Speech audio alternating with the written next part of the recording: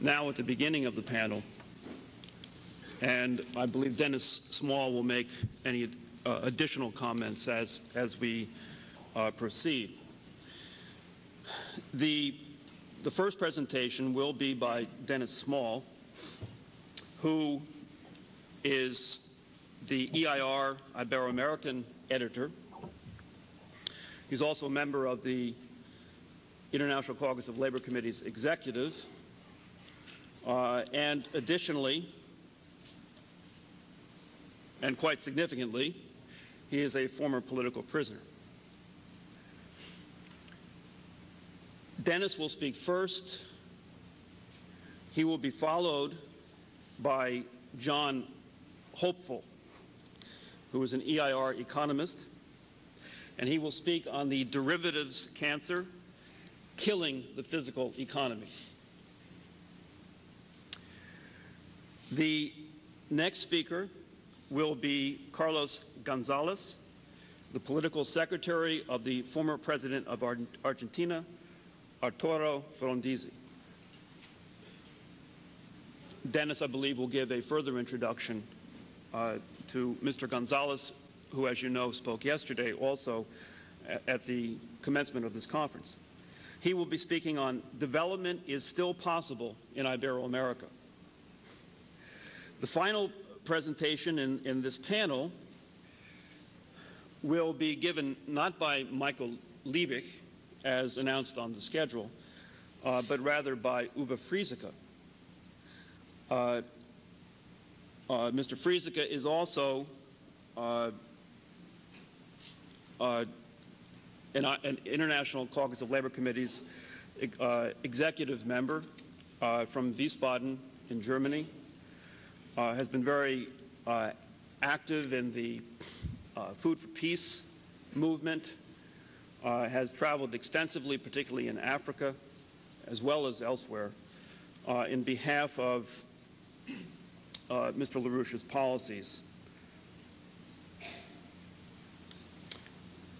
Those are the four speakers, and again, the title of this panel is LaRouche's Nine Forecasts, the Disintegration of the World's Economy and the Crushing Debt Crisis. Introduce to you Dennis Small.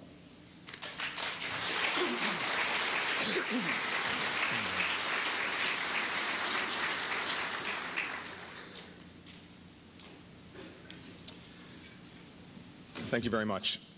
On Monday, January 30th, 1995, as the creme de la creme of the international financial elite held their annual ritual gathering in Davos, Switzerland, the nation of Mexico came within a hair's breadth of defaulting on its $183 billion in foreign obligations. Its foreign reserves had plummeted from nearly $30 billion in early 1994 to just over $3 billion.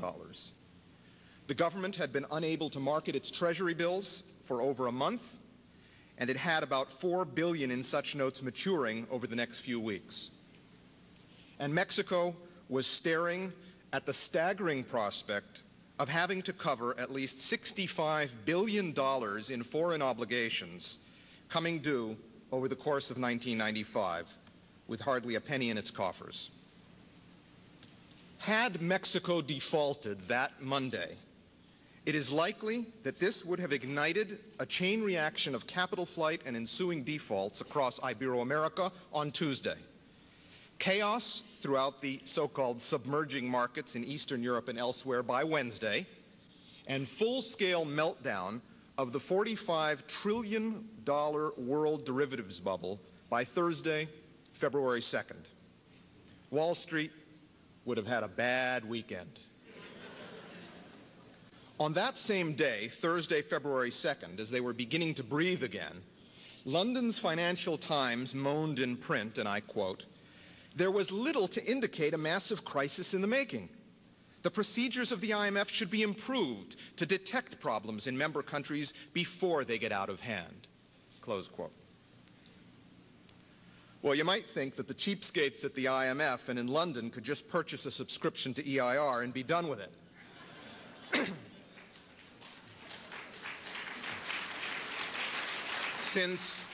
since LaRouche and the EIR have been warning of precisely such a crisis for years.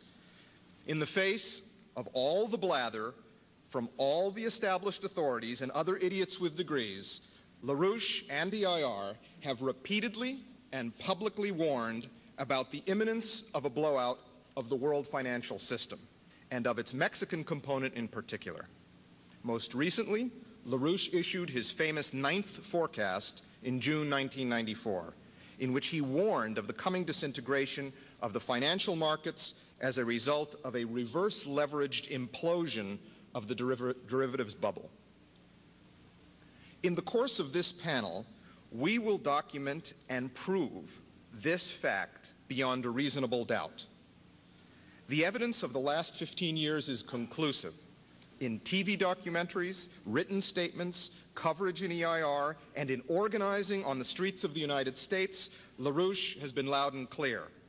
Everybody else either A, failed to correctly forecast the events, as we did repeatedly, B, failed to take our warnings into account, or C, incompetently failed to act on the basis of our proven superior method. Does that tell you something about their method and about ours? The political problem we face today is that the next particular financial blowout that comes along, such as the one that is clearly in the works in Argentina, may not be momentarily diffused like Mexico's was. It may instead lead to a chain reaction of thermonuclear financial proportions. Under those circumstances, there will be no time or room for mistakes.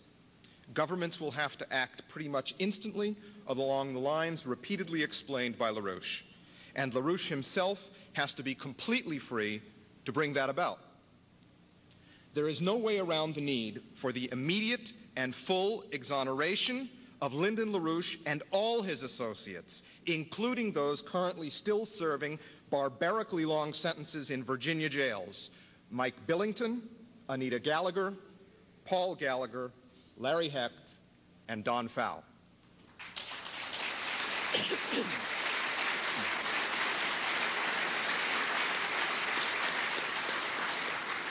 Until that issue is addressed and redressed, the issue of LaRouche's unique authority and competence to solve the global crisis, and therefore the necessity of his full exoneration and that of his jailed associates, there will in fact be no solution. Mexico will be only a prelude of far, far worse to come. As I emphasized in a conference like this back in 1991, right after I was released from jail, quote, as enormous as the injustice is around LaRouche's jailing, the withholding of his leadership and policies for economic recovery is much more serious. Because he was jailed, the human rights, in fact, the right to life of hundreds of millions of people is endangered and has been violated. That's the true crime. When the debt bomb exploded in Mexico at the end of last year, LaRouche noted that this was not a Mexican problem, but a New York and London problem, meaning of the world financial system. He explained that it was the logical follow-on to the Orange County blowout of earlier in 1994, and that it would not stop in Mexico, but could hit next just about anywhere: Argentina, Hungary, some other U.S. county, you name it. But the idiots with degrees refused to get it. Everyone from Federal Reserve Chairman Alan Greenspan to IMF Director Michel Camdessus are now running around admitting that the whole system is in fact endangered. But they insist that it was the Mexican crisis which caused the danger to the system, and that this was due to bad management in Mexico and Washington. But the Mexican crisis didn't endanger the system. Rather, it was the systemic crisis which endangered Mexico. The problem will not be solved by improved management in Mexico City, Washington, and the IMF. It will only be solved by putting the entire world financial system through Chapter 11-style bankruptcy reorganization, which is an idea that is not much to the liking of Greenspan, Camdessus, or the evil little gnomes of Zurich. The financial packages which have been implemented thus far at best buy a little time. They do not resolve the problem, and the time bomb is ticking away and could explode again at any time in Mexico, Hungary, or most likely of all, Argentina. Why did the debt bomb blow out in Mexico?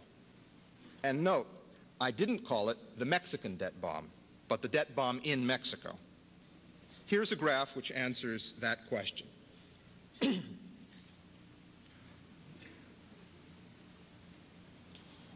Over the period, that's not the right one, go back to the first one. Thank you. Over the period from 1986 to 1994, the world derivatives market has grown from a mere $1.1 trillion to over $45 trillion, an annualized growth rate of 59%, as you can see on the left bar of the graph. There is nothing on the face of the earth that has grown as fast as that speculative bubble, except some deadly cancers that my brother the oncologist treats. The only thing that even came close was the world drug trade, which is the second bar, which we estimate to be growing at the rate of about 25% per year, which might tell you something about just what is propping up the derivatives bubble. But as the speculative bubble has grown exponentially, the productive physical economy of the world, the food, steel, energy, and so on, which the survival of the human race actually depends on, have been en route. Over the last 8 years, world steel production has been dead flat. That's the third column, which you can't see. It says 0%. Grain production, the fourth column, you probably also can't see unless you're in the first row. That has actually dropped by 1.3% over this time period. Sooner or later, when the speculative cancer has devoured most of the physical economy underlying it, the system breaks down. The day or hour may be unforeseeable, but the process is inexorable. What happened in Mexico is a microcosm of this big picture. Between 1980 and 1994, Mexico's official foreign debt soared. That's the blue area below. And it reached $141 billion by 1994. But in addition to the official debt, Mexico, like most of the so-called emerging markets, began taking on huge new quantities of other foreign obligations, such as dollar-denominated government bonds and foreign investments in the stock market, the red component. These speculative hot money flows increased Mexico's real foreign debt to about $213 billion by the end of 1994. Those obligations are now being converted into official government debt through the so-called $50 billion rescue package, which will bring Mexico's official foreign debt, the blue part, up to $191 billion by the end of 1995. And if the underlying policies which created the mess in the first place are not changed, which they certainly have not been thus far, Mexico is going to have a $265 billion real foreign debt cancer by the end of this year. Did the productive economy keep up with this growth? Judge for yourself. This slide shows EIR's indices of Mexico's per capita physical production of a market basket of 15 important consumer goods, which is the red line, which includes corn, beans, meat, clothing, automobiles, and so forth. That's the red line. And of per household production of a market basket of 17 producers' goods, the blue line. That's steel, cement, tractors, and so forth. Both of these, as you can see, rose respectably during the 1970s, as Mexico positioned itself to launch in-depth industrialization in the 1980s, which was the policy adopted by then-President José López Portillo. But the bankers thought otherwise. 1981 was the last year of growth. That's the peak. And then the IMF and the oligarchy launched all-out war on Mexico. In the subsequent two administrations of Miguel de la Madrid and Carlos Salinas de Gortari, every aspect of British free trade dogma was dutifully implemented, and the Mexican economy collapsed as a result. Bean production dropped by 37% per capita, milk by 22%, steel by 27%. Overall, as the red line indicates, consumer goods dropped by 20%. And as the blue line shows, producer goods collapsed by 27%. So the debt soared, as you see on the right, while the physical economy fell apart, as you see on the left. The international financial oligarchy chattered in delight about this Mexican economic miracle and demanded that every nation of the world imitate it. LaRouche, however, warned all along that the touted Mexican model was a formula for disaster and would soon enough blow apart. He was right. Allow me to review with you the documentary evidence on this, covering 3 decisive developments over the last 5 years. The first is the famous Brady Plan, announced on March 10, 1989, which supposedly reorganized the foreign debt of Mexico and later other countries to make it more, quote, manageable with slightly lower interest rates. Treasury Secretary Brady and his boss George Bush modestly thought that it was a brilliant idea.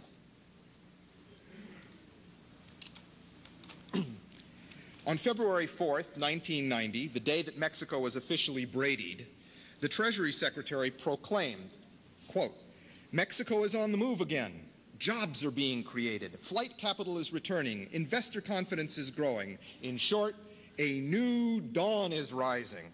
Mexico stands as a beacon of hope for other debtor nations. The burden of foreign debt has been removed from the shoulders of the Mexican people." Speaking with all the respect that their intelligence and morality deserved, LaRouche expressed a somewhat different view. And I quote, "Actually, Mr. Brady is simply proposing to do in a cleverer way what the absolute stubborn idiots are proposing to do in a stupid way. Loot these countries in an intensified way." EIR, for its part, on March 24th, 1989, called the Brady Plan, quote, "a silly debt deal and a hoax that is doomed to fail," explaining that it would only worsen the debt burden. This graph, taken from the April 21st, 1989 issue of EIR, projected that after a brief dip, interest payments would continue to rise under the Brady Plan, as opposed to what would happen if the nations of Ibero-America adopted LaRouche's policy proposals from Operation Juarez, including declaring a debt moratorium, imposing exchange controls, and reactivating their productive economies through a regional common market. That's the lower line, which drops dramatically. So who was right? Brady's forecast that the burden of debt had been removed, or LaRouche and EIR? Compare the two graphs. Our projection on the left with what happened on the right. Mexico's official foreign debt had almost doubled in the 8 years before the Brady Plan. The Brady Plan is implemented right smack in the middle there, where the curve begins to dip. But after the Brady Plan, the debt resumed its growth at an even faster rate and is now on course for hitting $191 billion in 1995. The fact of the matter is that the Brady bunch weren't really interested in lessening the debt load of third world nations. Under the cover of so-called debt relief, they imposed A, full convertibility of local currencies with the US dollar, B, total central bank autonomy, C, unrestricted opening to foreign exchange, to foreign banking and financial activities, D, elimination of all tariffs, and E, massive privatization fire sales of national assets. It was this that the IMF's Michel Camdessus drooled over back on February 4th, 1990, the day Mexico signed on to the Brady Plan. Quote, "The effect of the agreement today will be felt beyond the country of Mexico. It will serve as an example to other countries struggling with debt problems." A few months later, in September 1990, Citibank's William Rhodes told an audience at the annual trade fair in Leipzig, Germany, that Mexico's Brady Plan should be used as a model for solving the debt problems in Poland and other Eastern European countries. EIR's view was 180 degrees contrary, and on February 16, 1990, we warned that the Mexican debt problem would eventually blow up in the bankers' faces. And I quote, this is 1990.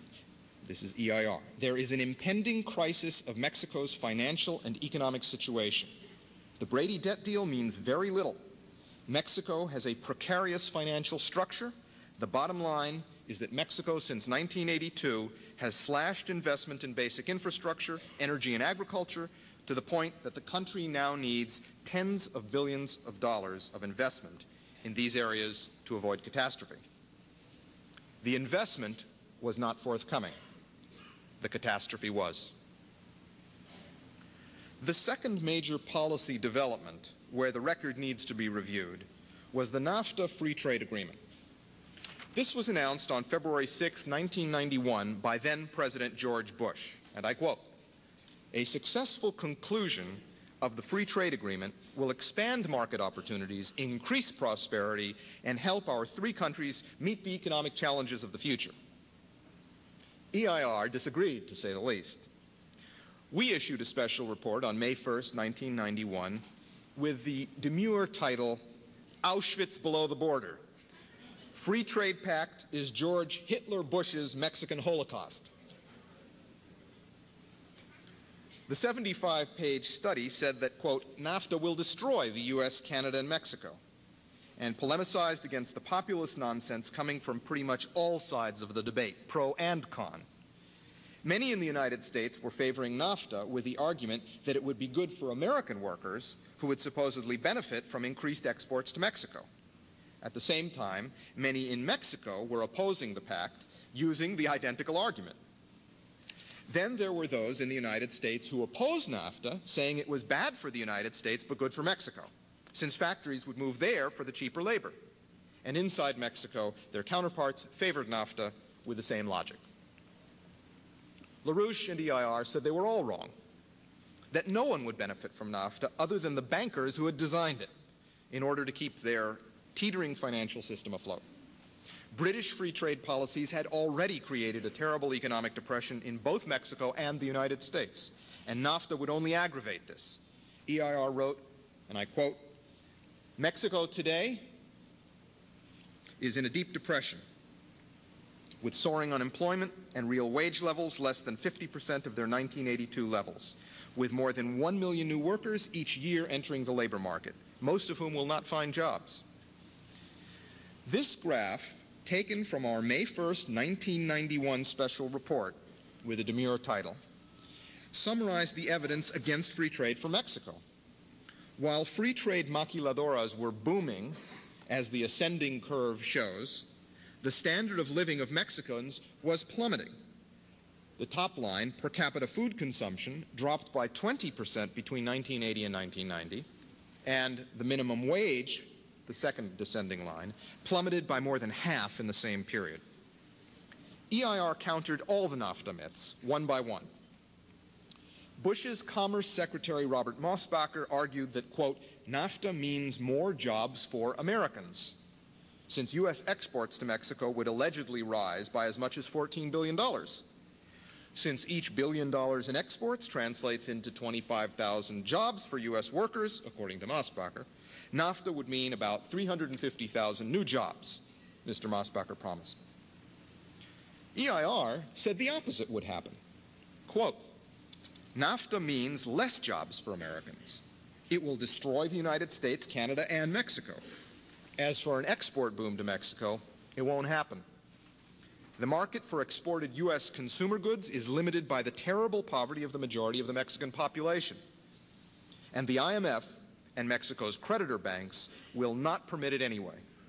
They are demanding that Mexico export more and import less in order to pay off their gigantic debt to the banks."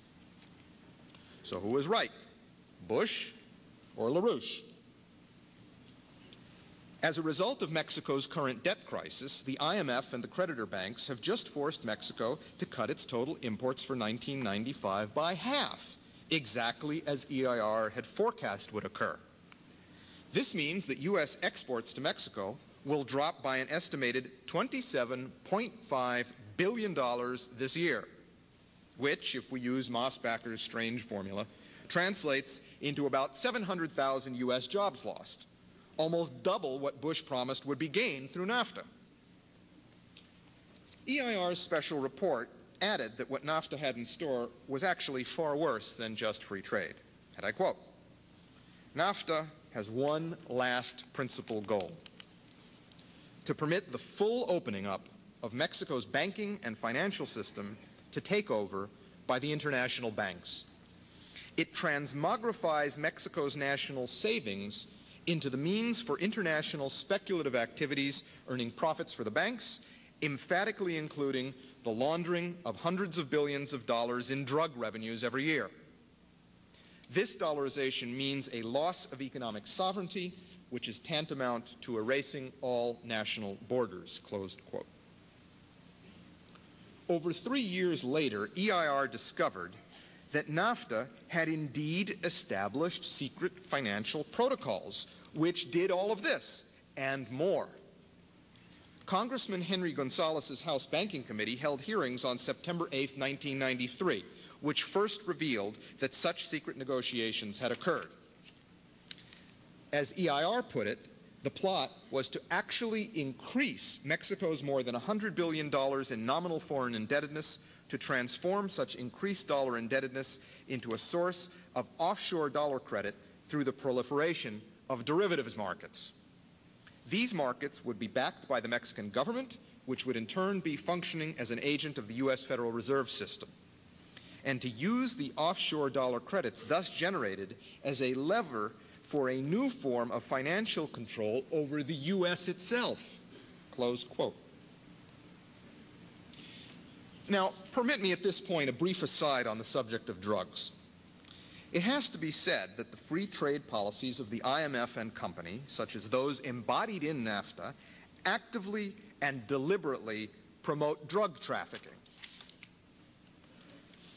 Take the case of Mexico from 1970 through 1988, as documented in a graph that appeared on the cover of the July 8, 1988 issue of EIR.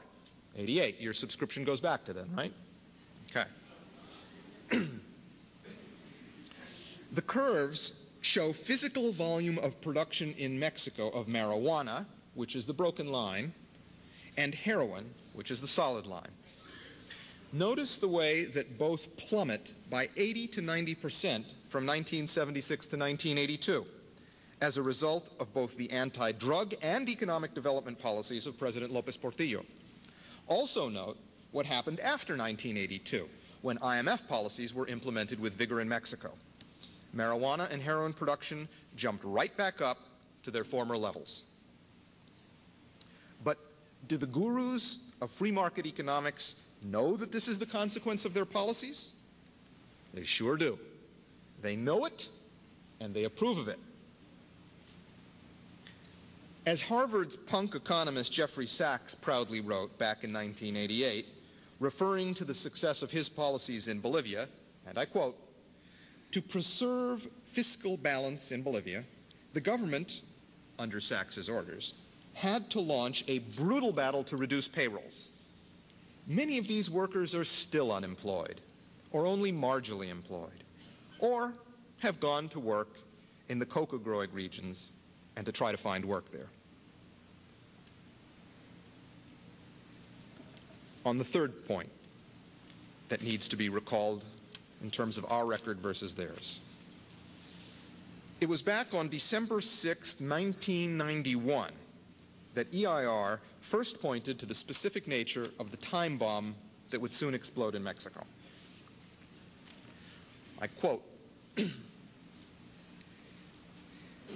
"Mexico is currently running an enormous deficit in its current account. In 1990 and 1991, the government financed this immense imbalance by having a net inflow of capital. The capital inflow can be expected to decline, not to mention the ever-present threat of a reversal of the flow and a recurrence of massive capital flight. The Mexican model is really just a disaster waiting to happen." December 1991 EIR. On the other hand, Malcolm Forbes, the billionaire, whose qualities of acumen and judgment are shown by his preference for riding big motorcycles and his relationship with Elizabeth Taylor. Or have I got that backwards?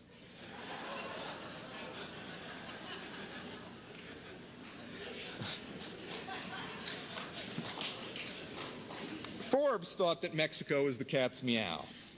Quote, "The Mexican government is performing a miracle rivaling those of Germany and Japan after World War II, and of Korea and the other so-called Asian tigers in recent years.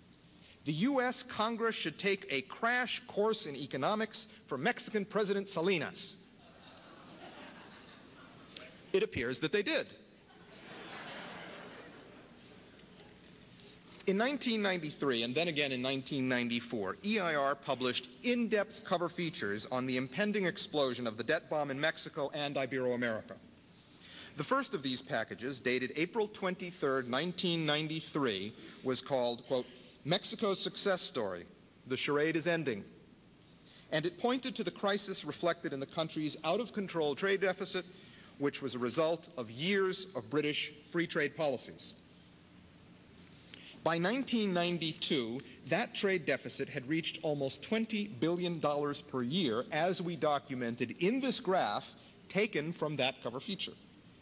And we wrote, and I quote, "To finance this $20 billion per year current account deficit, Mexico has been driven to attract an unstable inflow of loose money looking only for speculative profits.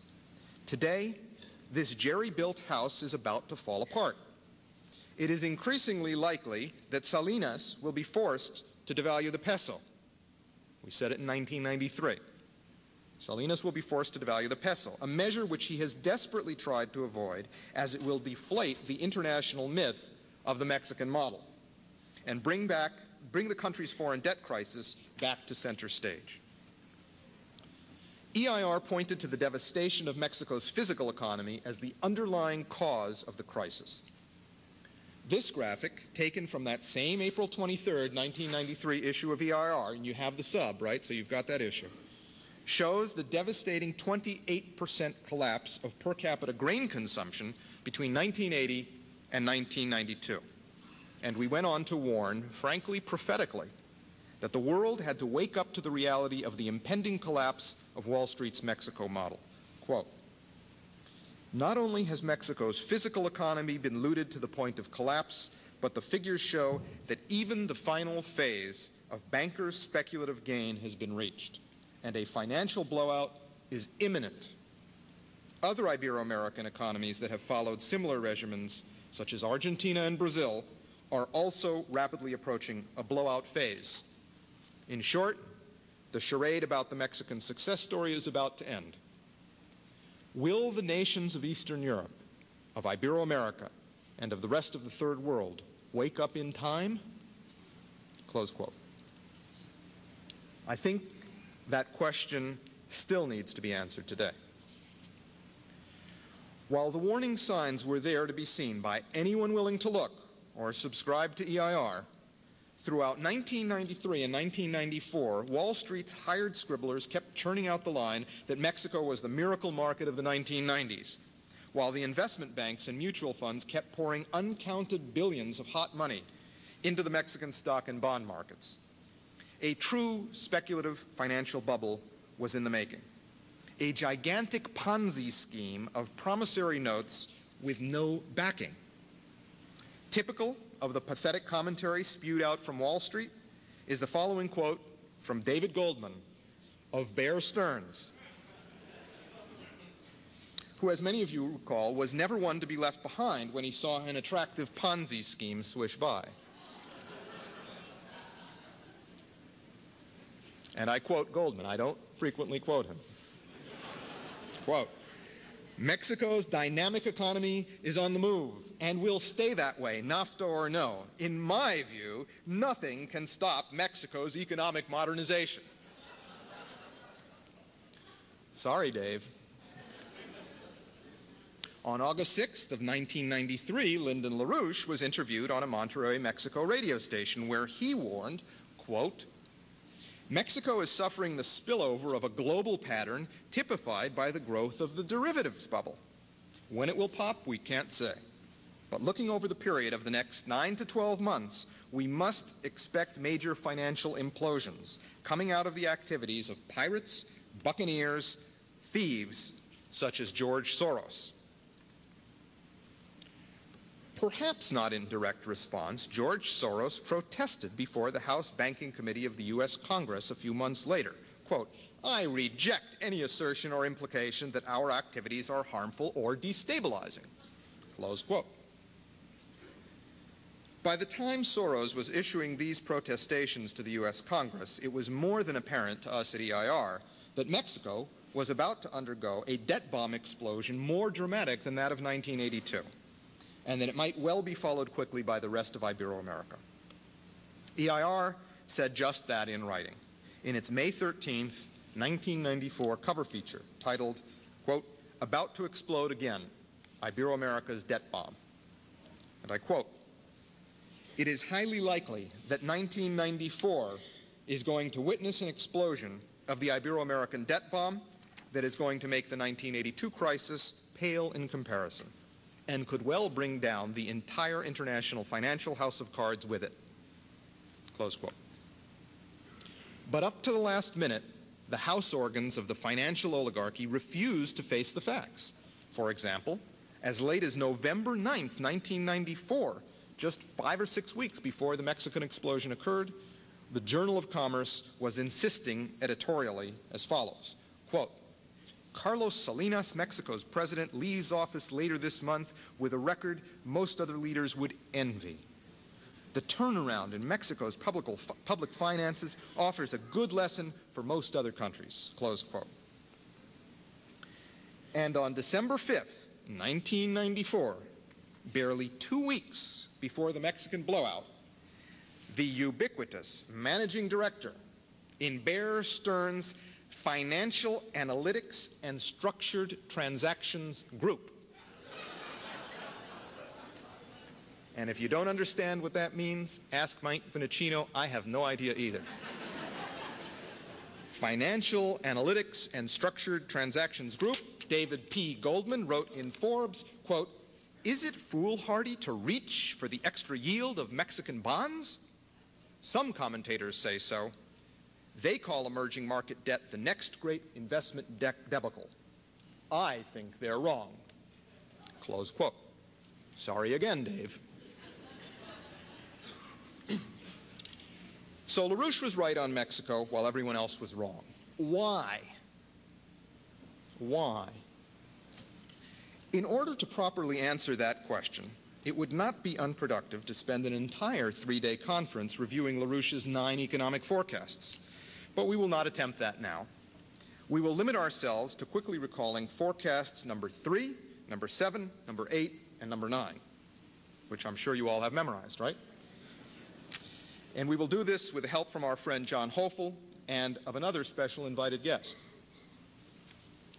LaRouche forecast number 3 of 1979 warned that Paul Volcker's stratospheric interest rate policies would lead to a devastating recession beginning in 1980 and to subsequent debt crises in the developing sector.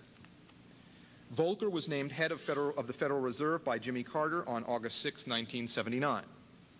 He immediately announced that the source of all evil in the world was inflation, and that he would slay the dragon by credit contraction and by raising interest rates as high as necessary, which turned out to be a prime rate of 21.5%. LaRouche responded that this was nonsense, that credit can be greatly expanded without adding to inflation, so long as the issued credit is used for productive economic activity and not speculation. In fact, said LaRouche, if credit is issued for activities which overall increase the productive powers of labor, it will lead to a larger increase in physical output than in credit issued, and is therefore anti-inflationary.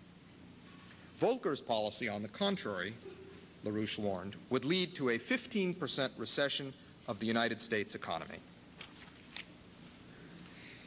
In September 1980, associates of LaRouche issued a series of forecasts in this regard, which used the LaRouche-Riemann econometric model, as we see in this graph of September 1980.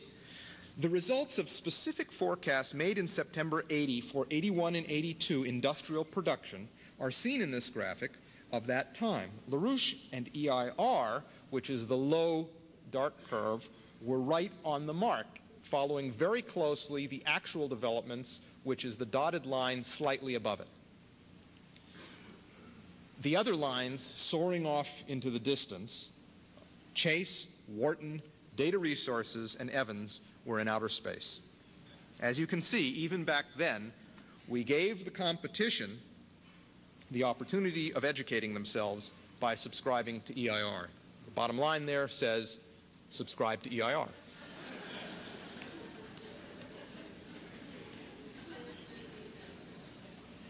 I'm sure you've noticed a recurring subliminal theme. If you don't get that, you can also ask Mike Minicina.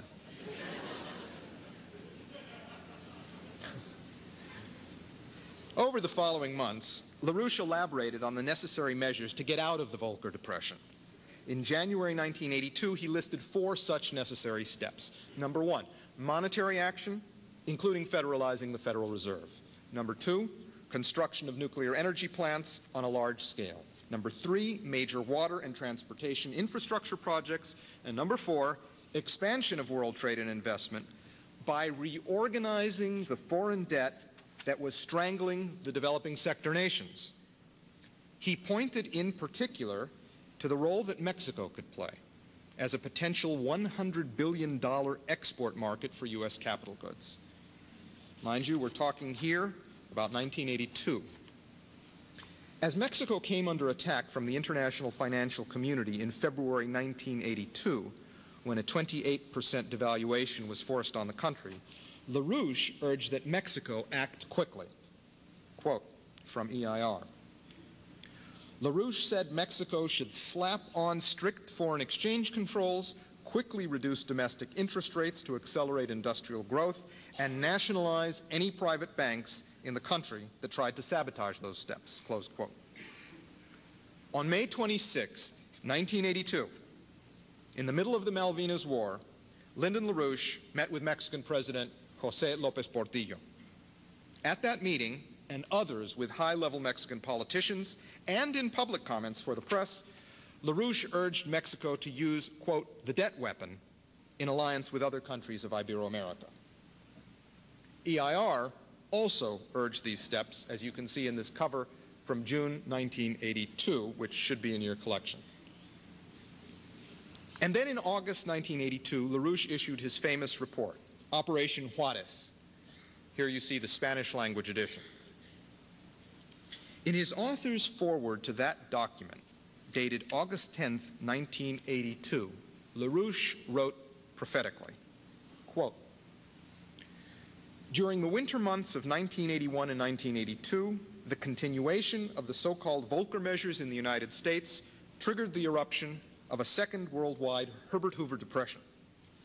This new depression will probably lead into a general chain reaction collapse of financial institutions by September 1982.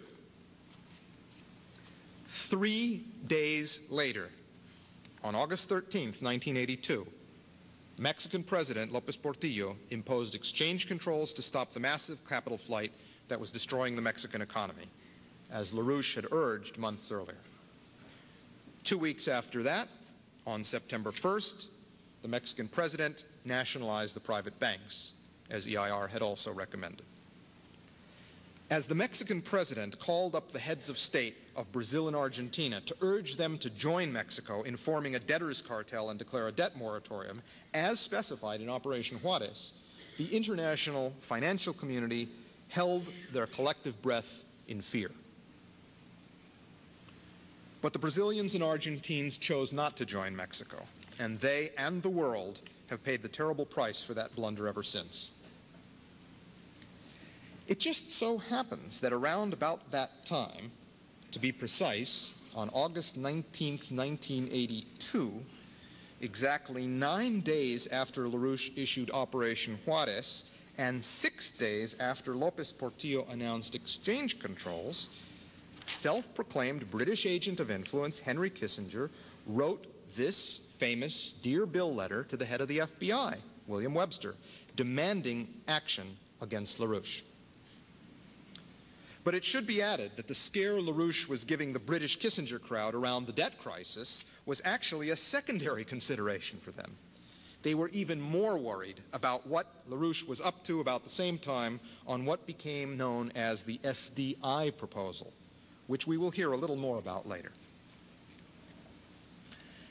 By January 1983, Time magazine finally came around to recognizing what LaRouche and EIR had been saying throughout 1982. And they even picked up our expression, debt bomb. Now, some people I've spoken to dispute that LaRouche was the first to use that expression, debt bomb. And admittedly, a quick search of EIR and New Solidarity headlines of that period left the matter open to doubt. But with the help of our photo staff, I have come up with a documentary proof to end this debate.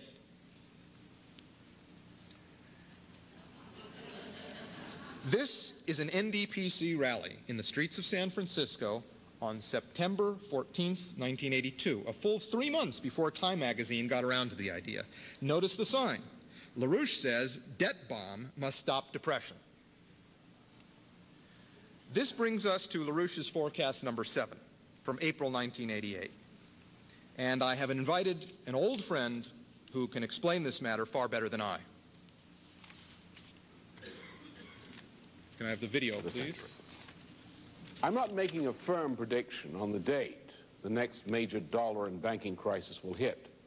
If I were president now, I could bring this under control very quickly and begin to turn the economy around slightly over the next several months.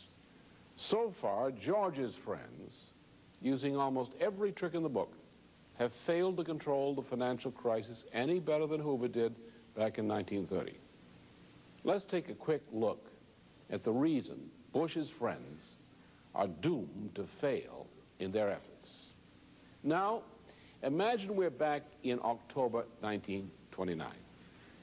I drop this ball. Let's see how that looks on the Wall Street Journal's chart.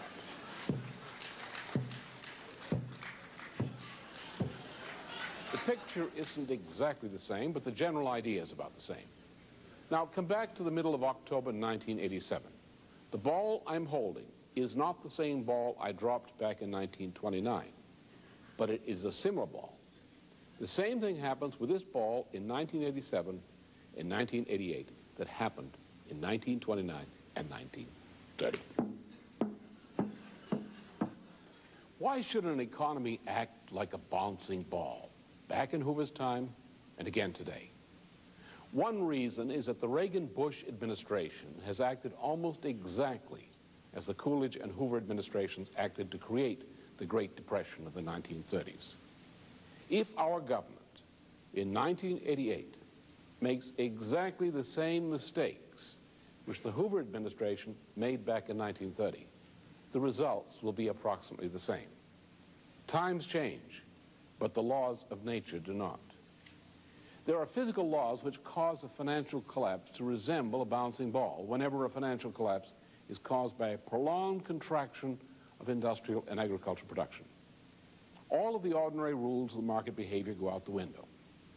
Once the crisis begins, the financial markets do not go all the way to the bottom in the first panic. After the first drop, the markets tend to stabilize so that foolish people may believe that a recovery has begun. A few months later, the next drop comes, and then a temporary stabilization at a lower level before the next drop. This is not the place to explain the physical principles involved, but you see the general idea. We must look back to 1982 to understand how Ronald Reagan and George Bush set us up for a 1989 collapse, which could be the worst depression of the 20th century. Back in 1982, I was collaborating with the Reagan administration in developing the policy which became known as the SDI. We were considering two things at the time. As most of you know, by March of 1983, the President shared my view that we have the scientific potential to end the time in which our people must continue living in helpless fear of Soviet missiles. Back in 1983, the President and I also shared the hope that Moscow might join us in supporting an SDI policy. I was also projecting the impact of an SDI program on the economy.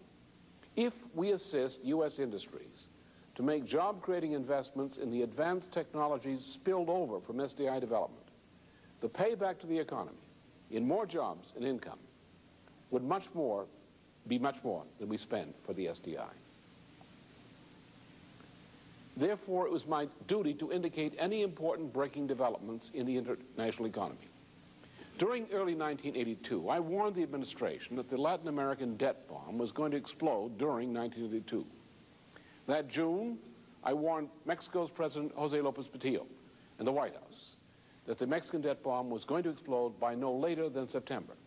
I produced a book-length report, Operation Juarez, which presented in detail the joint actions which would be taken by the U.S. and Latin American governments at the time the Mexico debt bomb exploded. That August, the Mexico debt bomb exploded. Mexico acted immediately on the basis of the proposals which I had outlined in my Operation Juarez plan of action. Unfortunately, President Reagan went in the opposite direction and forced Mexico to cancel those recovery measures. The international financial crisis we are experiencing today is a direct result of those policy decisions made by the Reagan-Bush administration during October 1982. If you look into the financial figures, you will see that beginning October 1982, the U.S. banking system began to build up the biggest international financial bubble in history. As a result of President Reagan's continuing the policy he adopted during October 1982, U.S. financial income zoomed over the 5 years from October 1982 to October 1987. But the level of physical production inside the United States collapsed at a rate of between 2 and 5% a year during 1983, 1984, 1985, 1986, and 1987. As a direct result of the President's rejecting my proposal, U.S. export markets collapsed, leading to the terribly dangerous balance of payments crisis we are facing today. During the 5 years of the so-called Reagan recovery, our infrastructure rotted away, more and more of the most productive farms in the world were pushed into bankruptcy while industries collapsed, and more communities and families were pushed into misery. This rot, bankruptcy, and misery is what the President called his recovery. By October of 1987, reality caught up with President Reagan. His bubble popped, just as a similar bubble popped for President Hoover back in 1929. So the ball bounces.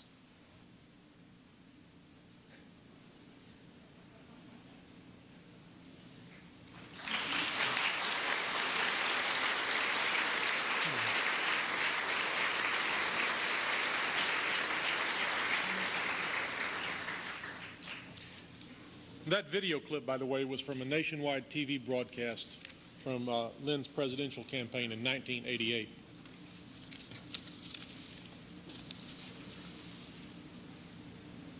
Okay. The worst financial collapse in the last 650 years is now underway as a result of the economic policies imposed upon governments by the international oligarchy and their functionaries, the international bankers. There are no isolated financial problems. The problems of Orange County, the problems in Mexico, the financial crisis in state and local governments across the country, the financial crises in corporations and financial institutions, the financial crises with governments around the world are all symptoms of this single international financial collapse. This process of collapse was defined by Lyndon LaRouche in his 8th economic forecast, November 23rd, 1991, as a mudslide in which huge chunks of the financial system slide into oblivion. Many people have been looking for a definitive 1-day, 2-day, 3-day financial collapse, perhaps on the markets, with the Dow Jones Index crashing 500 or 1,000 points or more, LaRouche said. What they are seeing is the great mudslide of 1991. Huge chunks of the financial system have indeed disappeared. Since the October 1987 508-point stock market crash, the ones the experts said we survived intact, the real estate market collapsed, the Texas banking system disappeared, huge chunks of the savings and loan system were seized by regulators, the junk bond and leverage buyout markets crashed, the Federal Reserve took over the largest bank in the country and bailed out, they thought, the banking system.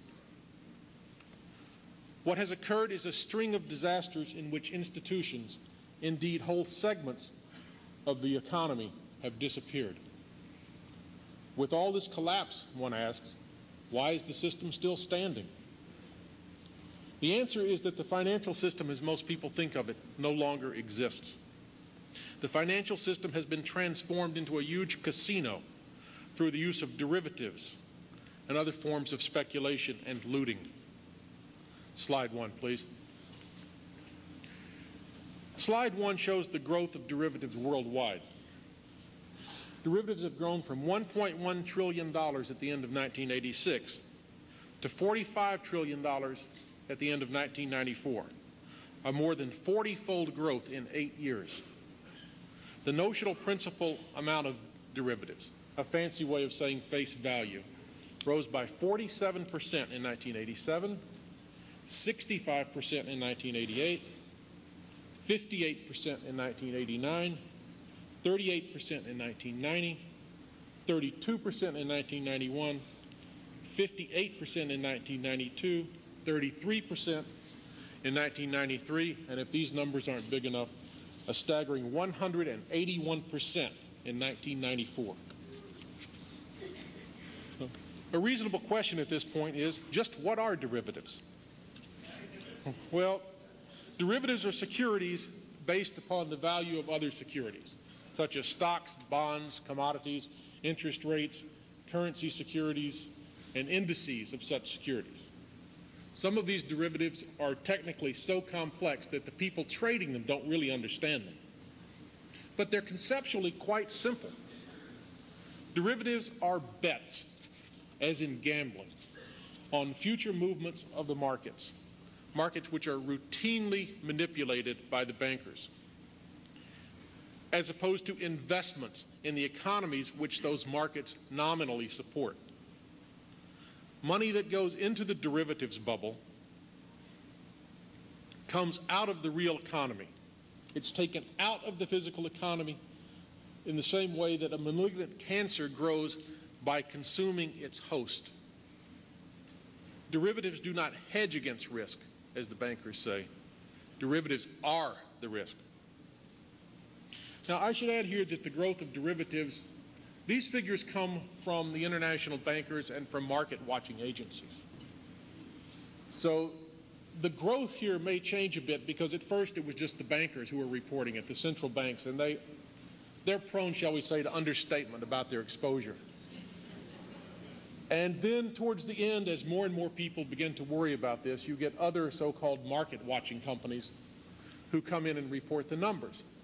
So the growth may be a little bit different, but you can be sure that $45 trillion is the absolute minimum, because even the market-watching companies understate. So these are the best published figures that we can get, but it may actually be worse. Okay, slide 2, please.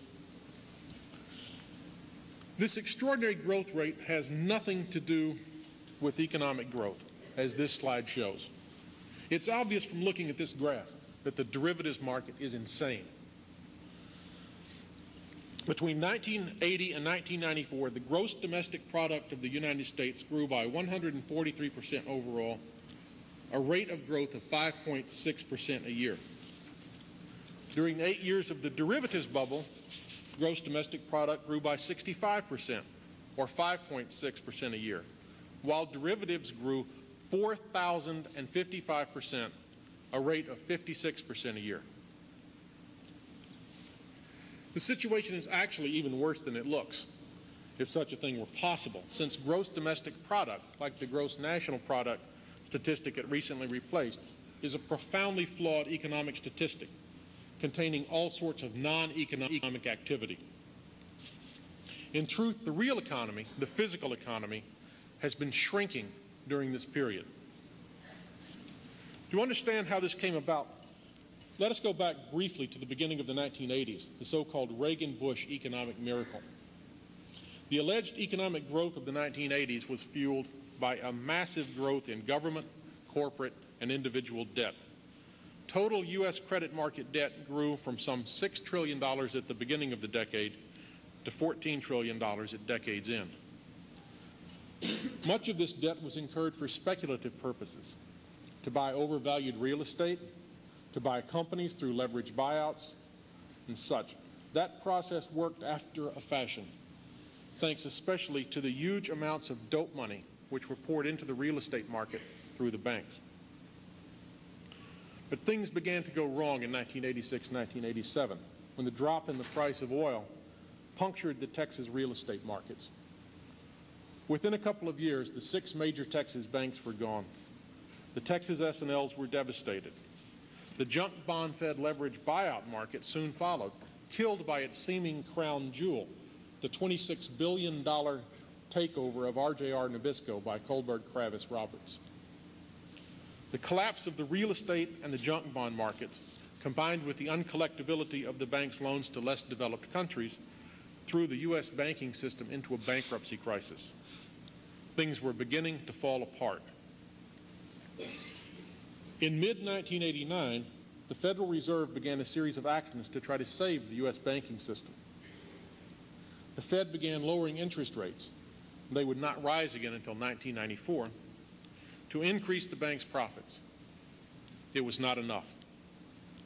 During the first 4 months of 1990, Michael Milken's Drexel Burnham Lambert, the Campo Corporation, brokerage Thompson McKinnon, and Columbia Savings, with its $8 billion in junk bonds, all collapsed. By the summer, New York real estate developer Donald Trump joined the ranks of other Golden Boy developers like Houston's Gerald Hines and Atlanta's John Portman, who had defaulted on their loans. The Fed took dramatic action just before Thanksgiving Day, 1990, when it secretly took control of the bankrupt Citicorp, America's largest bank.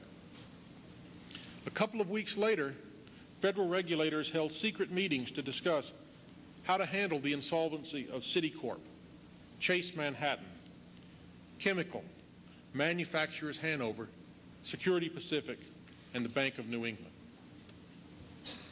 The regulators' decisions soon became obvious. The Bank of New England was closed in January 1991. A merger between Chemical and Manufacturers Hanover was announced in June 1991, as was a merger between NC&B and the ailing CNS Sovereign, forming an even more bankrupt Nations Bank. In August, Bank of America took over the ailing Security Pacific. In a little over a month, mergers involving 6 of the 12 largest banks in the country had been announced. Citicorp, being too big for anyone to swallow and too bankrupt to swallow, was put on a federal life support system, bailed out in large part by Saudi money as part of the price for the war against Iraq. Even while the feds were bailing out the banks, other parts of the financial system were collapsing. The banking systems of Norway and Sweden collapsed in late 1991 and 1992, resulting in government bailouts. In April 1992, Canadian real estate developer Olympia in York, the largest real estate developer in the world, was unable to pay its debts. Olympia in York filed for bankruptcy in June. A month later, a similar liquidity crisis hit the huge Edper Group of Canada's Edward and Peter Bronfman. In September 1992, the U.S. and British banks launched currency warfare against the European monetary system. With inside information from the Federal Reserve, Citicorp and speculator George Soros made about $2.5 billion, and other U.S. banks profited handsomely. The resultant collapse of the lira, however, caused huge derivatives losses for many Italian companies, many of them who had borrowed from U.S. banks, such as Bankers Trust.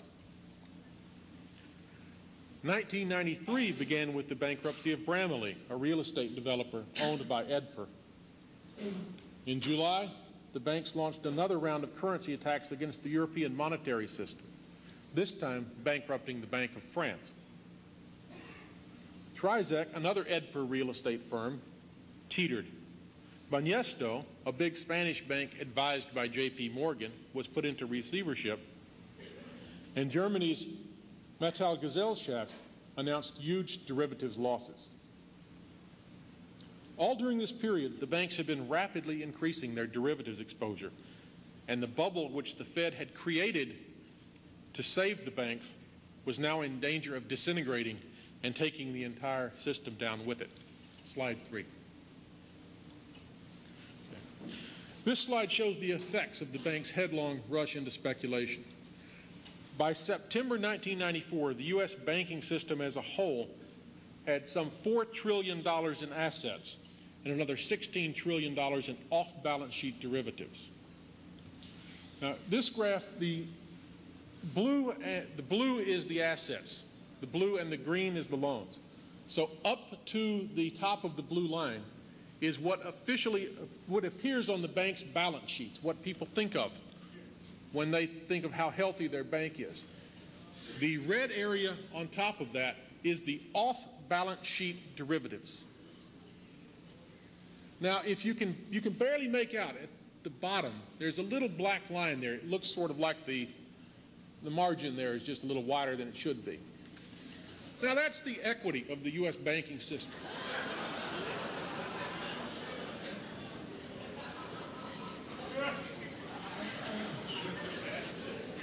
That's what's supposedly standing between the bankruptcy of the banking system and the health of the bankruptcy system.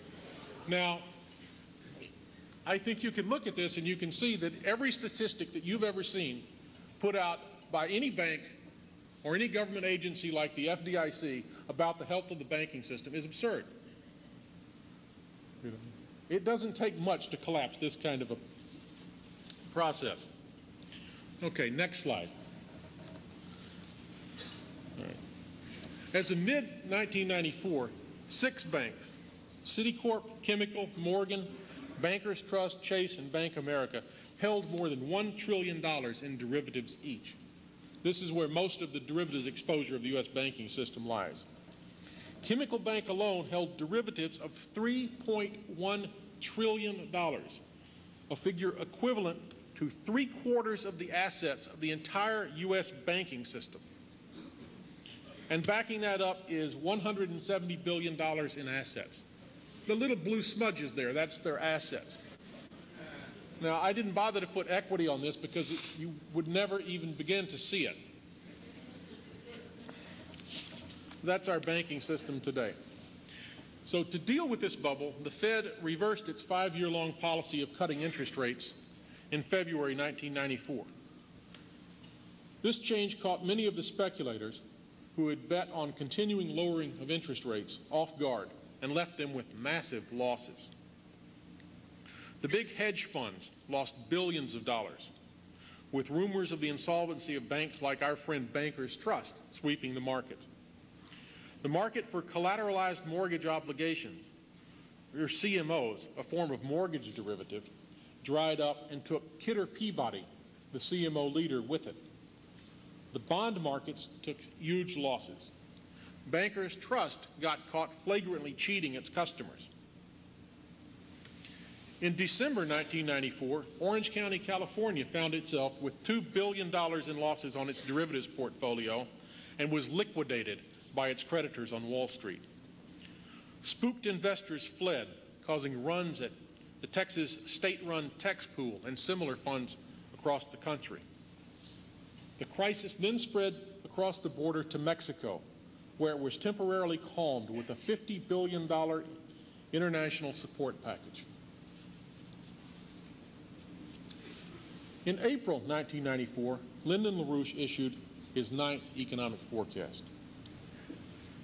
The presently existing global financial and monetary system will disintegrate during the near term. The collapse might occur this spring or summer or next autumn. It could come next year. It will almost certainly occur during President William Clinton's first term in office.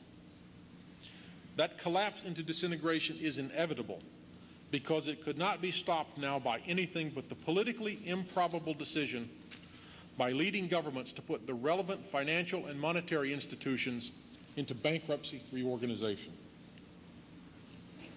The reason the system will disintegrate is that it depends upon its survival, on an income stream from the real economy, and that economy is collapsing. That is, the productive capacity of the economy, measured in goods produced per capita, per household, and per square kilometer, is shrinking. Next slide.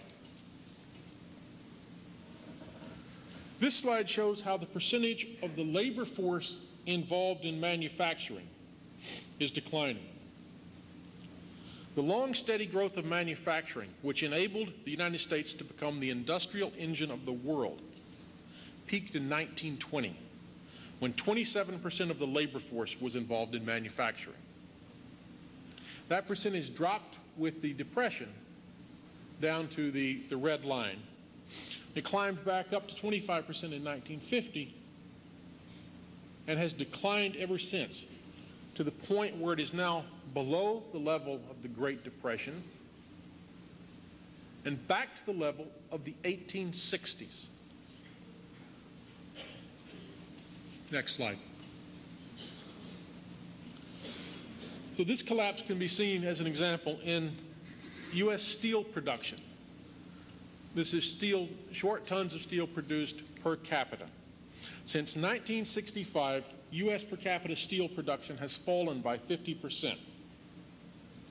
Our steel producing capacity has fallen similarly, to the point where we neither have the capacity nor the labor force to produce the amount of steel we need to build our way out of the current crisis. Next slide, please. The U.S. economy is now operating below the break-even point. For every dollar of profit the economy produces, it incurs over $4 in debt. It's hard to get ahead that way.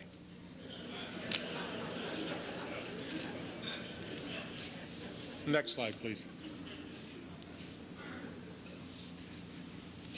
So this slide shows graphically LaRouche's proof that attempts by the Federal Reserve and the government to save the bubble by pumping it up only made things worse.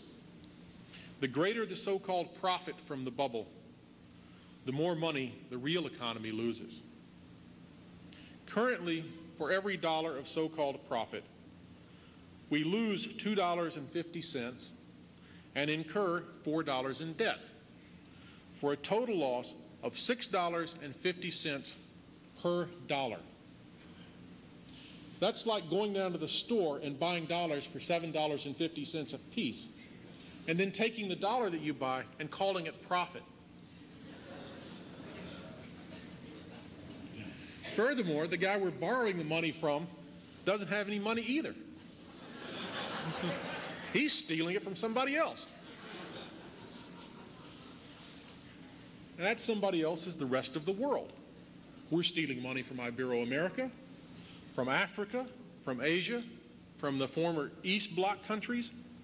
We're looting their populations and our own to keep the bubble alive. The solution to this crisis begins with recognizing the disease, the decay and inevitable disintegration of the existing central bank money system, LaRouche said recently. Nothing can be done and nothing should be done to save this system. You have to tell the patient to give up the diseased organ. Otherwise, the patient will die. What we have to do very simply, LaRouche said, is to seize the U.S. federal Constitution and the work of Treasury Secretary Alexander Hamilton, the work of Henry Carey, of Friedrich List, and Abraham Lincoln with both hands and say, this was good. Let us eliminate that which replaced it, which is now dying, and let us bring it back into operation. Thank you.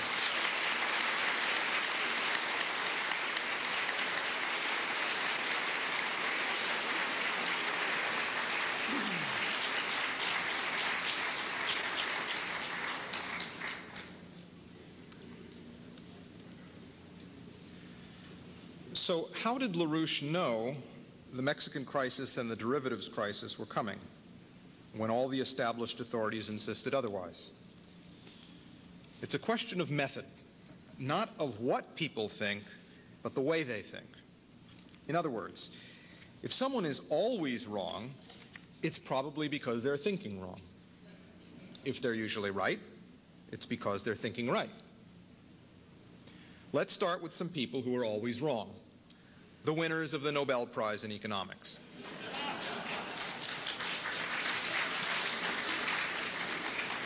In fact, as LaRouche has been explaining for decades now, one of the criteria for even being considered for the Nobel Prize, with a single exception of Francis Maurice Allais in 1988, is to have an economic theory with no demonstrable relationship to actual physical economic reality. Now that puts you in the running. But then to make it to the runner-up status, you have to use your delusional theory to make consistently erroneous forecasts. However, to actually win the Nobel Prize, you then have to go on to apply your policies to at least one country, resulting in that nation's economic disintegration. Then you win the big one. Let's take the case of 1970 Nobel winner Paul Samuelson. He's the guy who came up with the idea that depressions could never happen again, thanks to, quote, built-in stabilizers which automatically take care of everything. Samuelson is kind of the what me worry of economists. In his 1955 textbook, which has been used for decades to rinse generations of professional economists, Samuelson pronounced, and I quote, "The modern fiscal system has great inherent automatic stabilizing properties. All through the day and night, whether or not the president is in the White House, the fiscal system is helping keep our economy stable. If in 1980 a recession gets underway while Congress is out of session, powerful automatic forces will go instantly into action to counteract it before there are any committee meetings or the exercise of special intelligence of any form."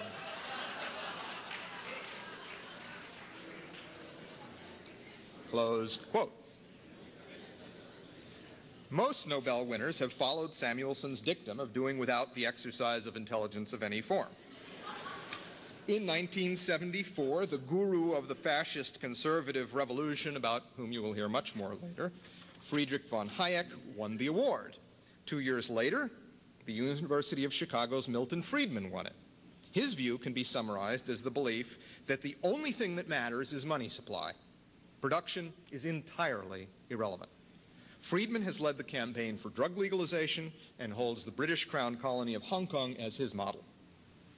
In 1990, Harry Markowitz and Merton Miller won the Nobel Prize for developing something called portfolio theory, which argues that futures contracts, just like other, quote, products, are valuable to those who buy them, and so they should not be regulated by the government.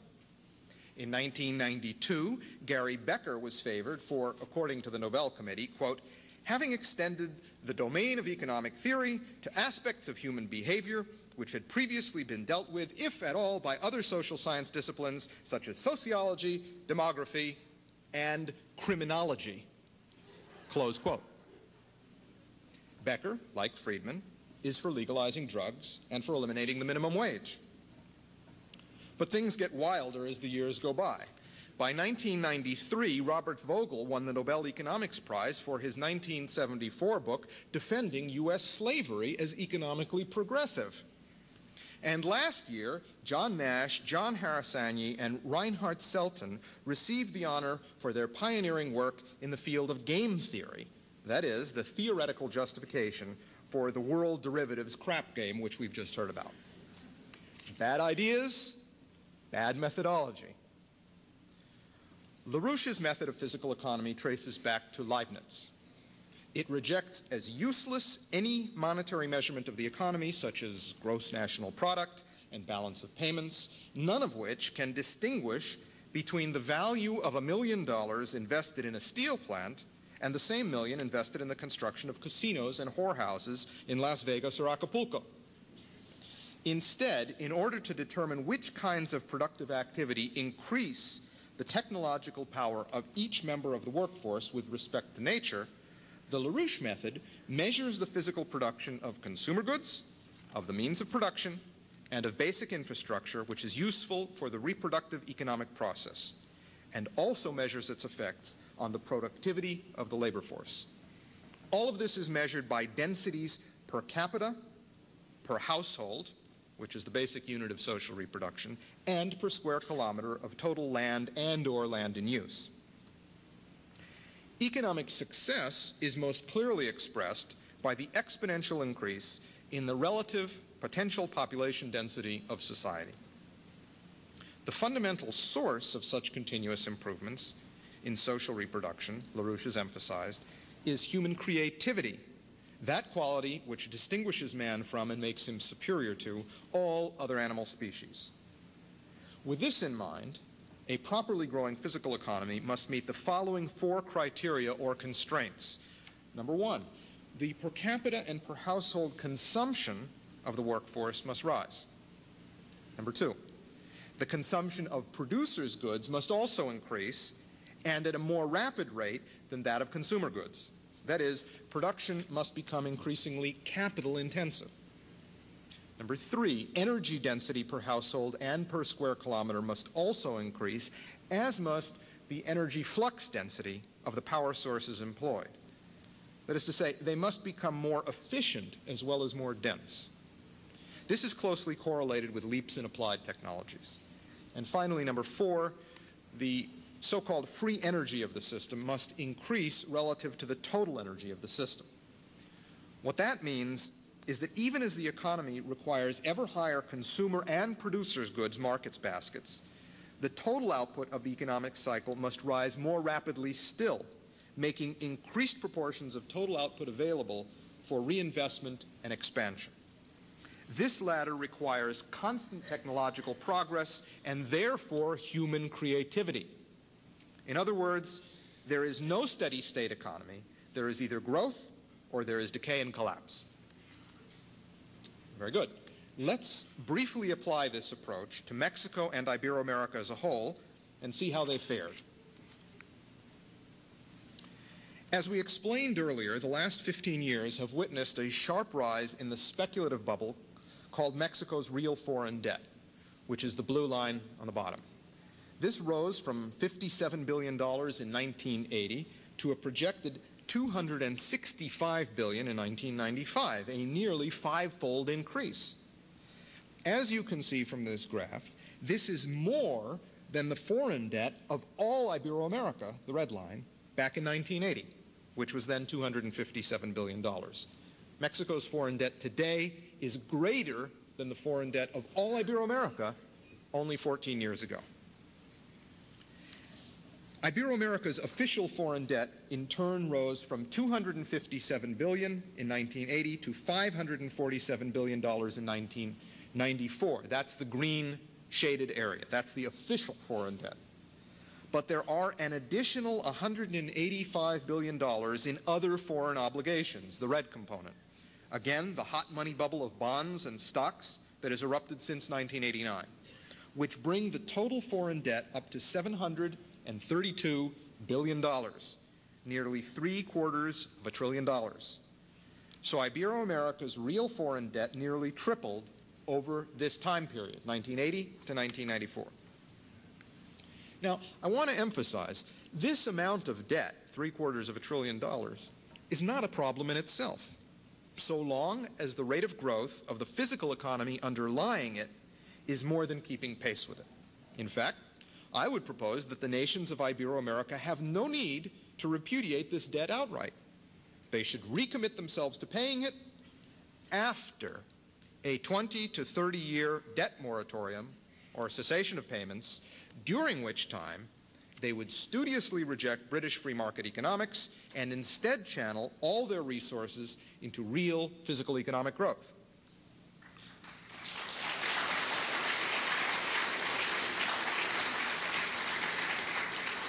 With regional integration, an Ibero-American common market, great development projects, and emphasis on 21st century technologies, Ibero-America can easily attain 10% per annum growth rates of tangible output, which over the course of 2 decades would mean a 6-fold rise in output, and over 3 decades would mean a 16-fold jump. And all of that is without even taking into account the non-linear leaps that technological revolutions would bring about. So the problem is not the debt. The problem is the growth of the usurious debt combined with a collapsing physical economy. So how did Ibero-America and Mexico fare in this regard over the past couple of decades? You will recall this graph which I showed you earlier. It shows the production of consumer and producer goods in Mexico, measured exclusively in physical economic units per capita and per household. The red line is consumer production, consumer good production, and the blue line is producer good production. So while the debt was soaring on the right over the 80s and 90s, real physical output from the high point of 81 was collapsing. Between 1981 and 1993, as the graph on the left screen shows, steel production per household fell by 27%. That's the first bar on the left. Grain by 22%, collapse, and cement fell by 2%. Meat production, which is the fourth bar, which you can't see very well, it rose by a paltry 2%. That's why you can't see it.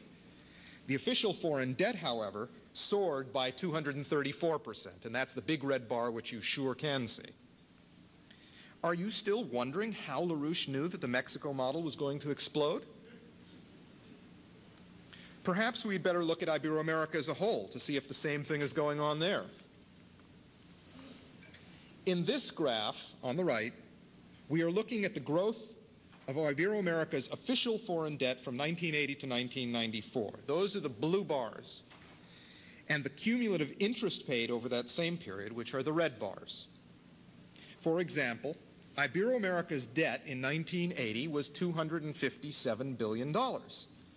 And over the course of the next 14 years, they paid $417 billion in interest payments. That's the red number. And yet at the end of the period, they owed more than at the beginning, $547 billion. In other words, as you can see, it's clear as day, 257 minus 417 equals 547. That's what I call banker's arithmetic. And now, not surprisingly, this debt-looting process has taken its toll in the physical economy. To help calculate that impact, EIR has just developed preliminary market basket indices of production of consumer goods and producers' goods, which are similar to those developed earlier for Mexico, although they contain fewer products so far. The results, however, are conclusive.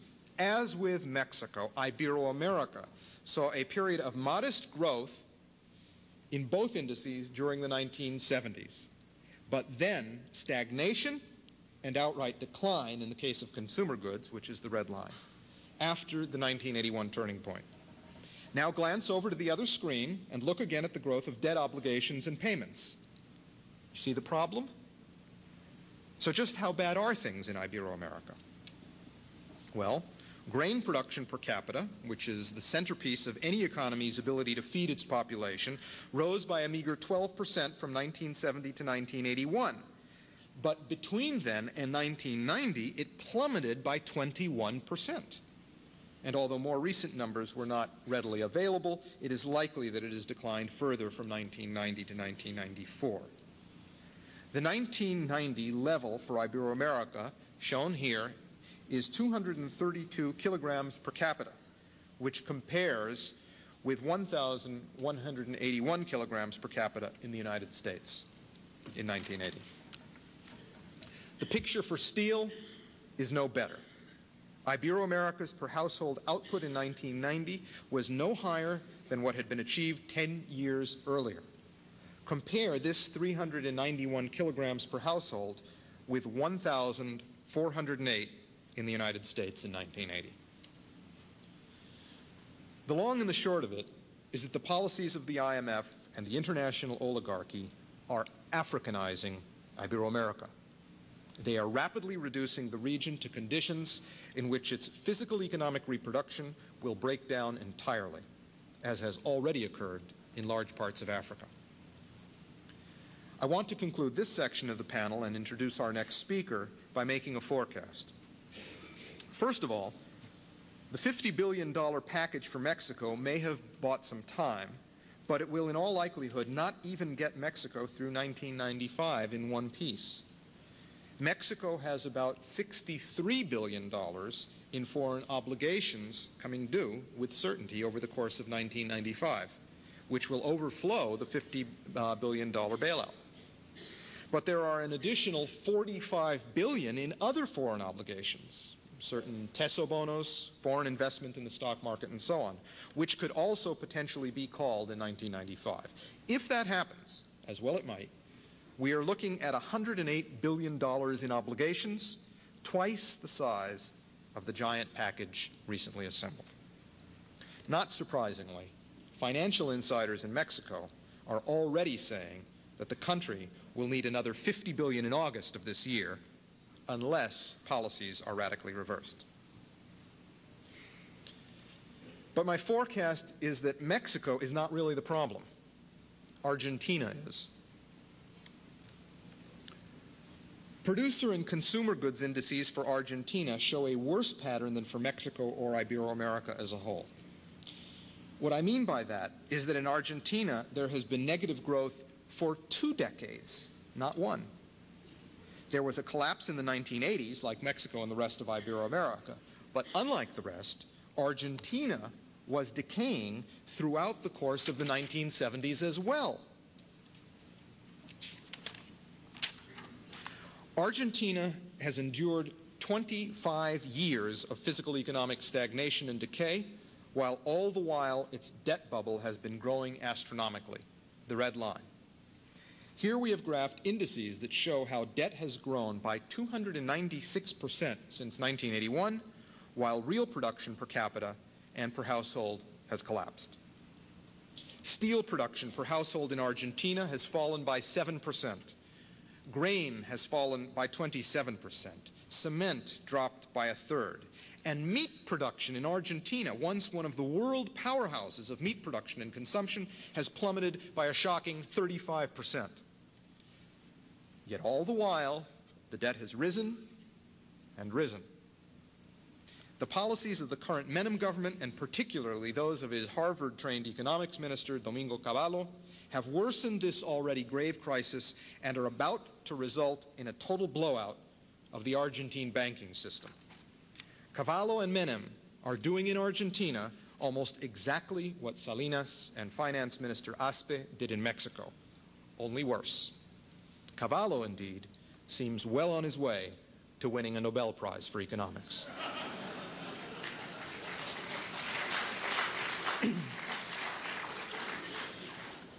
Some in Argentina understand that this is what is going on and are trying to do something about it. Prominent among these is the former president of Argentina, Dr. Arturo Frondizi. Many of you know that Dr. Frondizi has also played a leading role internationally in the campaign to first free LaRouche and now to fully exonerate him and his associates.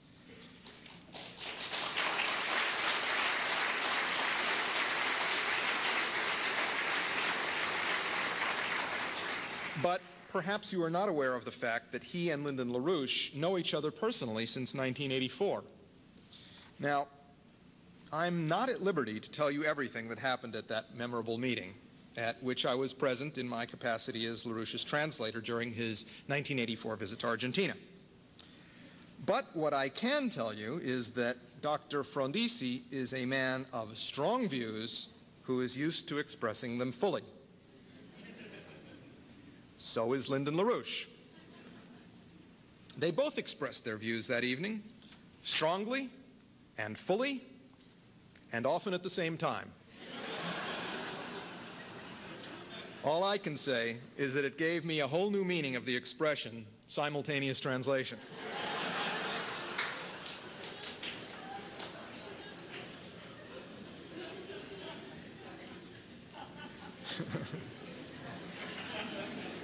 I hear all the translators tittering. As you know, Dr. Frondizi was invited to attend this conference, but sent his regrets that he was not able to travel. It is a great honor and a pleasure for me to introduce our next speaker on this panel, Mr. Carlos Gonzalez, who is Dr. Arturo Frondizi's political secretary and who is with us here today in representation of President Frondizi. Mr. Gonzalez will address us today on the subject, Development is Still Possible in Ibero-America. Thank you.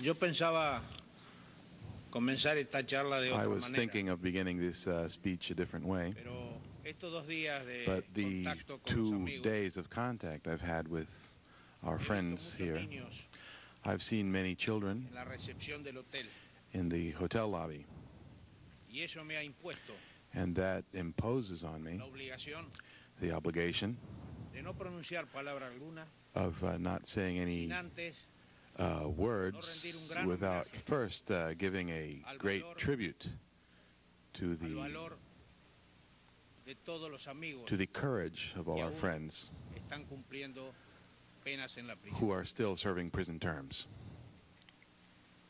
Yo no voy a hacer una conferencia técnica, I'm not going to make a technical presentation.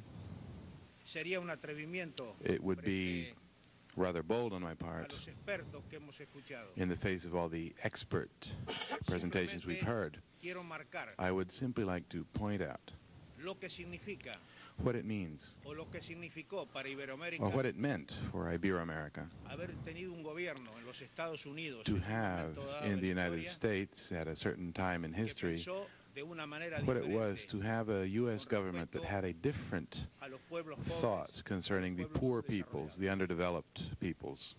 Para mí, desde ya es un alto honor Let me begin by saying it is a great honor haber for sido me invitado a esta conferencia to have been denominada invited to this La conference razón versus la revolución entitled conservadora. Reason versus the Conservative Y Revolution. un gran orgullo And it is a matter of great pride for me to represent the former president of Argentina, Dr. Arturo Frondizi, quien con toda generosidad y who, amplitud de with full criterio, generosity and openness of me ha mind, otorgado la libertad has de given me proceder full freedom sin coartar mis to ideas express y my pensamientos ideas and propios. thoughts without any Así reservation, es Arturo Frondizi. because this is how he is.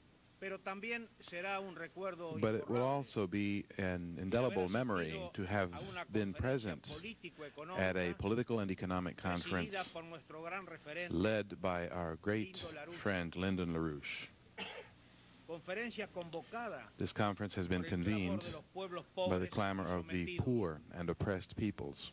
Estoy viviendo momentos I am de sharing confraternidad, moments of fraternal moments with other hermanos del continente, y de brothers and diversas sisters of our latitudes del continent and varios parts of the world. mundo. Nuestra lucha en favor de las Our naciones fight in subdesarrolladas defense of the underdeveloped countries y de la dignidad de sus hijos and for the dignity of their children nos habilita a todos los presentes gives all of us here para asumir the right to assume, sin credencial protocolar alguna with de no por medio, further protocolary accreditation required, the representation of our respective En mi countries. caso se trata In my case, de la República Argentina, we mean the Argentine Republic, the land of the General liberator, José de San Martín. General Don José de San Martín. Durante el desarrollo de mis palabras, During my trataré presentation, de clarificar a los amigos I shall presentes try to clarify for my sobre friends las here razones y the circunstancias, reasons and circumstances which led las to coincidencias the consolidation of agreement between Arturo Frondizi and Lyndon LaRouche. entre ellos se selló una amistad A fortalecida friendship was sealed between them and strengthened by y en adversity objetivos comunes and by the common objectives of action on behalf of the happiness of humankind. I also feel an obligation to briefly describe for you the history of an Argentina which was, but has ceased to be, because of those who hold that the concept of the nation-state must be eliminated. To this end, they've invented non-governmental organizations which, in the words of a member of the Trilateral Commission, will help to do away with national sovereignties. When Arturo Frondizi was sworn in as president of our nation in 1958, he told his fellow citizens that Argentina had reached a crossroads. He stated that there are two choices. He said the following: either we remain paralyzed in our development and continue along the road of impoverishment, or on the other hand, we may launch ahead with decisiveness and courage to conquer the future on the path of progress and national greatness, stressing his concept of man as a sacred being. In 1958, the situation in Argentina was dramatic. Besides political intolerance, there was an exhausted economy with paralyzation of trade. This, in spite of the fact that it was a country that in 1916, on the 100th anniversary of its independence, was the fifth-ranking country in the world, fifth place as a world power. This happened, this crisis occurred, without the benefit of, in spite of Argentina having 3 million square kilometers of the most fertile soil in the world, with the best climate for all kinds of crops. It has iron, copper, coal, oil, and extraordinary natural gas reserves. In its favor, Frondizi found a steel manufacturing plant underway, which was based on the thought and the influence of enlightened military men who had grasped the demands of world progress. Among them, I cannot but mention Generals Enrique Mosconi, who was known as the oil general, General Manuel Nicolas Savio, known as the General of Steel, and Juan Enrique Guglielmelli, a general who devoted his career to the defense of sovereignty, and to state that only on the basis of economic development can true freedom be obtained to function as an independent nation. Given this situation, Frondizi decided to launch a vigorous plan of national development to increase productive capacity. If any factors could contribute to this national effort, they were technology and foreign capital. Regarding this latter factor, the government had been very clear. Frondizi had said that any investment would be accepted towards the progress and well-being of the country, but any proposal implying a threat to our national sovereignty would be refused. These investments were attracted towards economic activities that would consolidate the productive apparatus or increase the productivity of regional economies. Frondizi was very clear in 1958 that the problems of unemployment and underemployment, which is at this time a critical problem in the world, cannot be solved but through industrial growth. What I've just said, in brief summary, exempts me from having to go into further detail, because I don't need to stress to you the points of agreement that there are today between Frondizi and Lyndon LaRouche. All of you who are attending this meeting are perfectly able to arrive to this conclusion on your own. A great majority of Argentines felt at that time the impression, we had the impression that we were undertaking a definitive battle against underdevelopment and foreign dependency. We were once again embracing our culture and our national identity. Under the circumstances, if technology and capital were required, one had to turn to the United States of America. Although Frondizi had already posed the need for aid at a joint session of the U.S. Senate and House of Representatives on the 31st of January of 1959, during the Eisenhower administration, it was during his second trip to the U.S. when he met John Kennedy,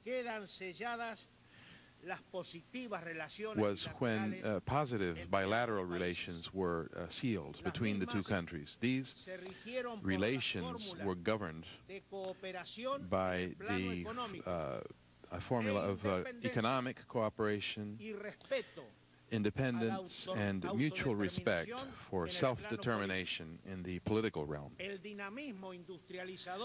The industrializing dynamic or momentum that the Argentine government had attained managed to attract both public and private investment from the United States. We need to emphasize that Kennedy's direct intervention prevented a veto by the World Bank, which allowed Argentina to launch the great hydroelectric project of El Chocón, which enabled us to open up the richest half of our country for development. Kennedy told Frondizi, Mr. President, I want you to understand clearly what I'm going to tell you. The triumphs and failures of Argentina are the triumphs and failures of the United States. Your success is our success. So, in this way, the American president took advantage of what he himself had called the historic opportunity, so that the industrialized and free nations could help nations which were less developed. If there is anything that shows both the greatness and modesty of John Kennedy, it is his response to Frondizi's observation that the Alliance for Progress should not be a welfare program, because in Frondizi's opinion, Ibero-America didn't need charity, but capital for development. Kennedy emphasized categorically, Mr. President, you've convinced me. From this moment on, your ideas are my ideas. What I've said before justifies completely that when Frondizi, on May 14, 1993, being now 84 years old, called upon President Clinton to free Lyndon LaRouche, he also warned the current president that Iberoamerica was undergoing dangerous convulsions as a result of the political, economic, and social policies being applied continent-wide. He also suggested that it was necessary to revise immediately, to revise the actions originating with President Bush's Enterprise for the Americas initiative, as well as the free trade agreements. And finally, Frondizi told Clinton, just as John F. Kennedy in his day, destiny has placed you, Mr. President, at the crossroads between freedom and well-being, or subjugation and poverty. And in March of 1994, he publicly reiterated that Clinton should rethink Kennedy, should think like Kennedy. This undertaking by the Frondizi government should serve today as an encouragement and an inspiration for all Ibero-American nations, with an American government which would again take up the path of Kennedy, of course with the necessary adjustments to the times. Ibero-American peoples can resume again a march towards greatness. From 1958 through 1962, Argentina proved that this is possible. Inflation was defeated. Self-sufficiency in oil was achieved. Steel production was tripled. Thousands of kilometers of roads were built. An automobile industry was established. Its energy and mineral resources were exploited, and educational policy was given priority. Scientific research was encouraged, and the armed forces were given the resources needed to achieve high levels of readiness. We get closer and closer between Frondizi and LaRouche. This government was overthrown on the 29th of March of 1962 by a civil military coup which defended supranational interests.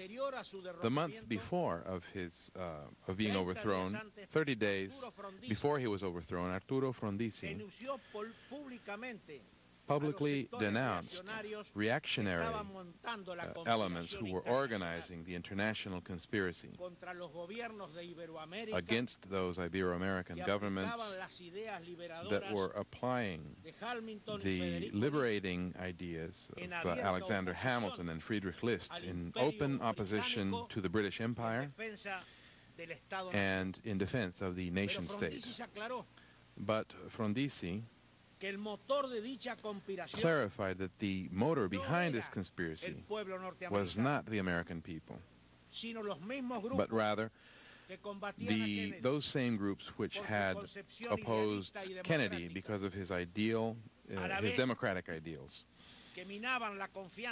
while at the same time they were undermining the trust of the American people in their government and institutions, and deploying their agents to encourage insurrection throughout the continent. Before describing the somber picture of Argentina today, I should first point out that although many Argentinians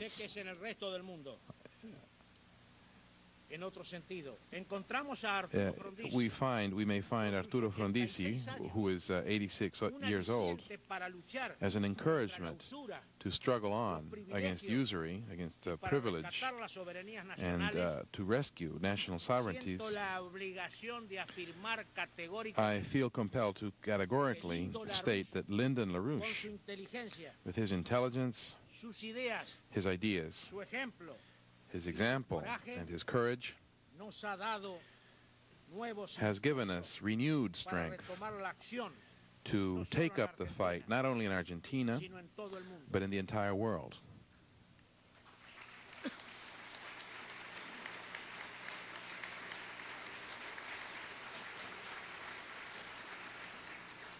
Demos también gracias Let us also thank a su esposa Helga his wife, Helga, y al resto de sus incansables and the rest of his y fieles tireless colaboradores and loyal distribuidos por el mundo. collaborators distributed throughout the world.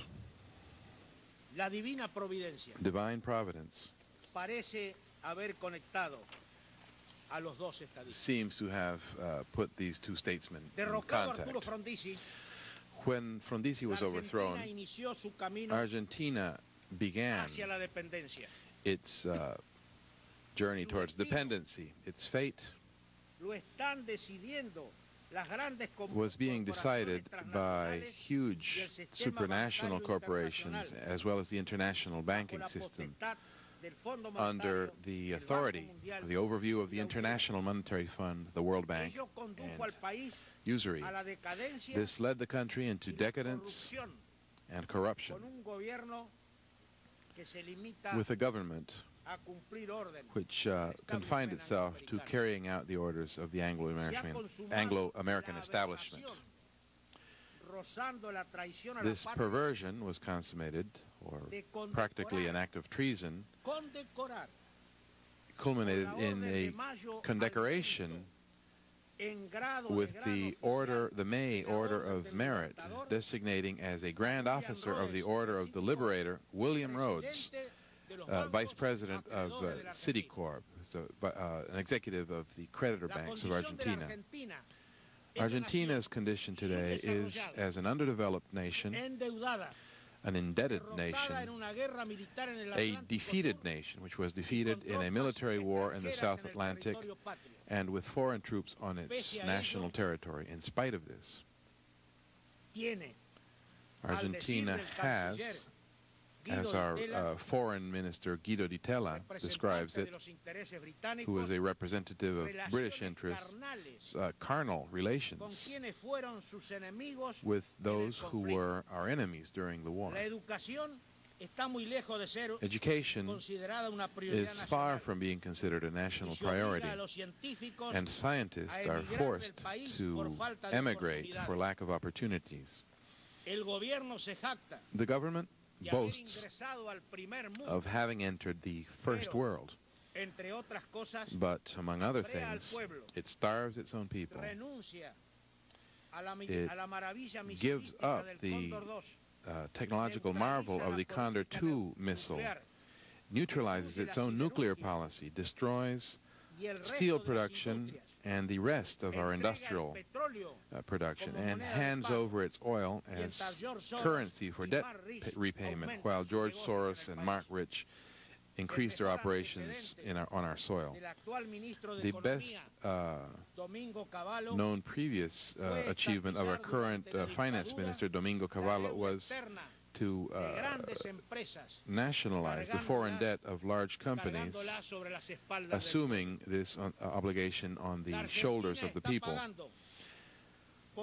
Argentina is making Kissinger and his band happy by paying its illegitimate foreign debt with real asset, that is, by surrendering the patrimony of our state companies. I should stress, painfully as an Argentinian,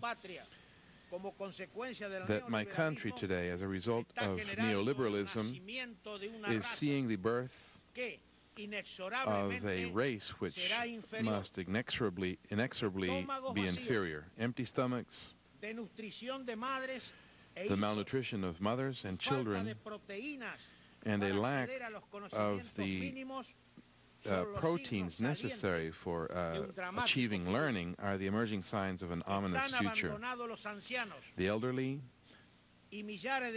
are being abandoned. Thousands of children wander around in the streets, trapped between begging and crime.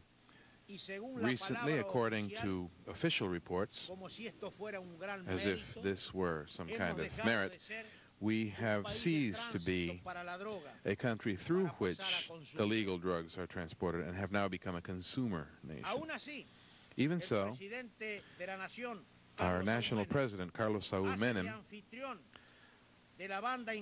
likes to recently hosted the British rock band, the Rolling Stones, in the company of Britain's ambassador to Argentina, which event was organized by our chief of intelligence services of the state. This is the Argentina which has destroyed its own armed forces and has made the nation completely defensive, and has jailed Colonel Seinaldin and the men who marched with him to attempt to rescue the honor of the armed forces when the government failed to fulfill its commitments. Frondizi called on President Carlos Menem to release these soldiers, and Cynthia Rush, in her article in EIR magazine, was particularly correct when she linked the freedom of Seinaldin and his followers to the future of the Republic.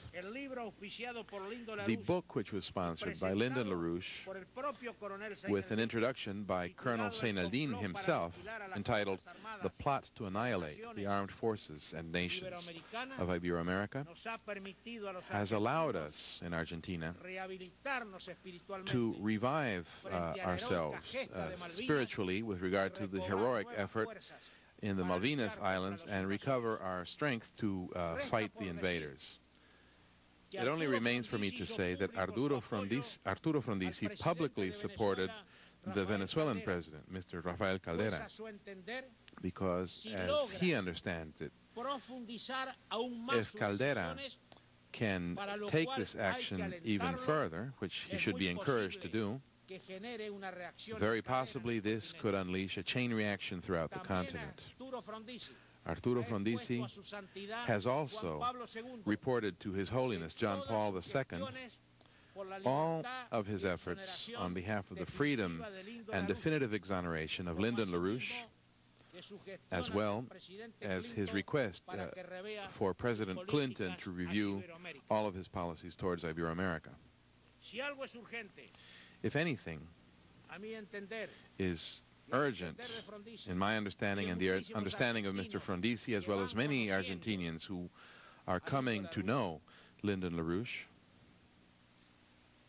it is to work intensely for the freedom of Lyndon LaRouche and the freedom of Colonel Seinaldin. I shall end by asking God to grant us strength and imagination so that we may become efficient communicators to the youth of the world,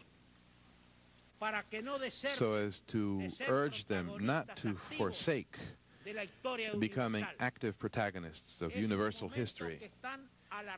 It is a moment in which they are frightened, confused, and witness a fading away of their national identity. It is a matter of helping, saving a youth, which His Holiness John Paul II characterized some 14 years ago as anxious for truth, in search of truth, of ideals by which to live, of responsibility, moral beauty, innocence, and happiness. This is, to my understanding, the core of the fight to save our youth, which is to say, to save the world. That's all. Thank you very much.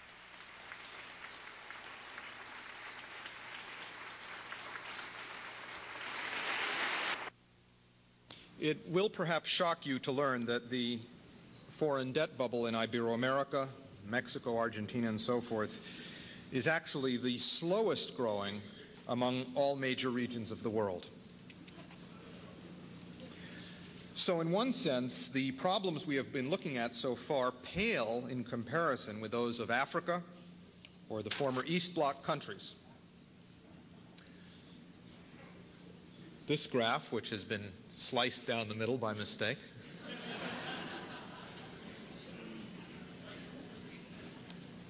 but will hopefully soon be fixed, employs the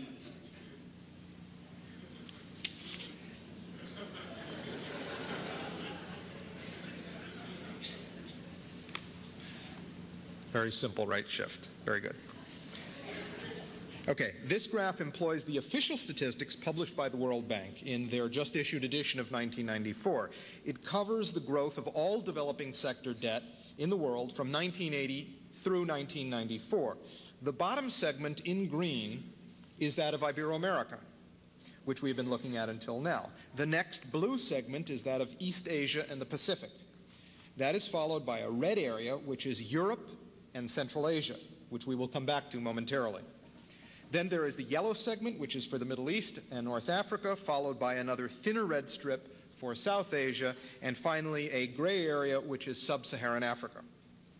First, let's consider the total numbers. Total world debt tripled from $658 billion to $1,945 billion in 1994, nearly $2 trillion. Over that period, the developing sector paid their creditors, as we see in the red bar, over $1 trillion in interest payments, $1,071 billion to be precise. Now, mind you, these are interest payments alone. They do not include any amortization or payment of principal that also occurred. So once again, we have a situation where $658 billion was owed in 1980, $1,071 billion was paid between 80 and 94, which is way more than what was owed, and yet at the end of the period, they ended up owing $1,945 billion, or 3 times what they owed at the beginning. 658 minus 1,071 equals 1,945. Banker's arithmetic. If we do the same calculations for each of the regions of the world, we have these results. In the 14 years in question, every single region paid in interest a total amount that was more than their original foreign debt in 1980.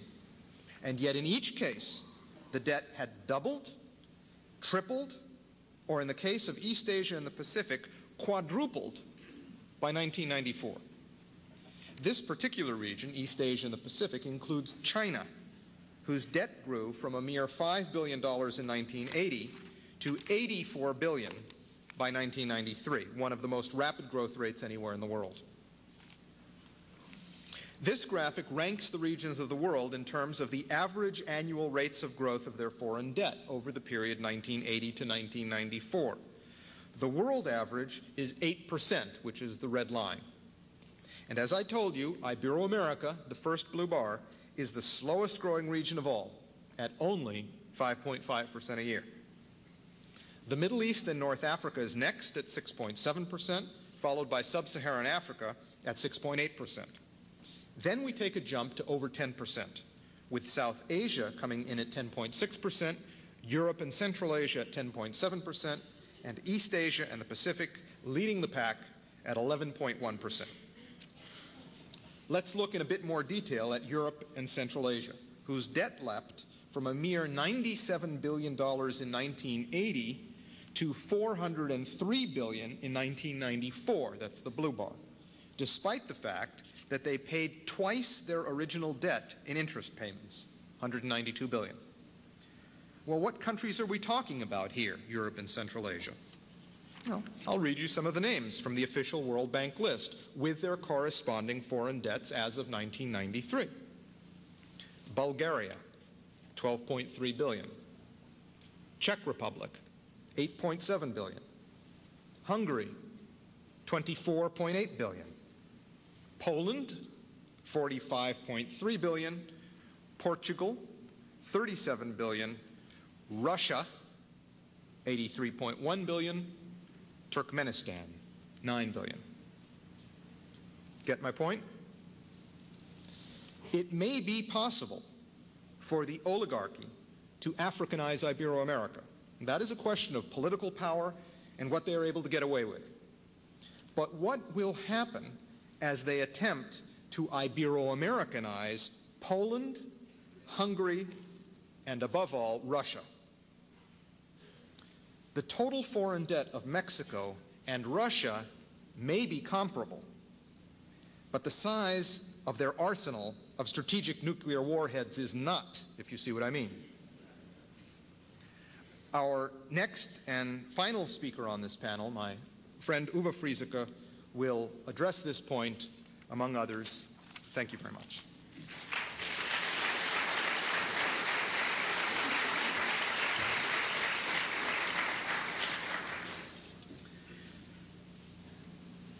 This speech was prepared by Michael Liebig and Konstantin George from the intelligence staff in Wiesbaden in Germany. And it actually is true what I think Dennis presented to us this morning covers a period of at least about 15 years. What we are looking at now is a period of 3 to 4 years in Russia and the rest of the former Soviet Union and the East Bloc, in which the IMF has been remarkably successful in their own terms, namely to accomplish in this short time span approximately the same social and in some cases much more political disaster than that they had accomplished for Ibero-America. The coming end of the so-called reform policies in Europe's East. 1995 will almost certainly be the year marking the end of the post-communist so-called reform era in Eastern Europe and the former Soviet Union. The protracted, massive physical economic attrition and the breakdown of living standards in the ex-communist states have reached its physical limits. In the late 80s, Margaret Thatcher and George Bush succeeded in imposing on all of Eastern Europe and the former Soviet Union IMF shock therapy policies.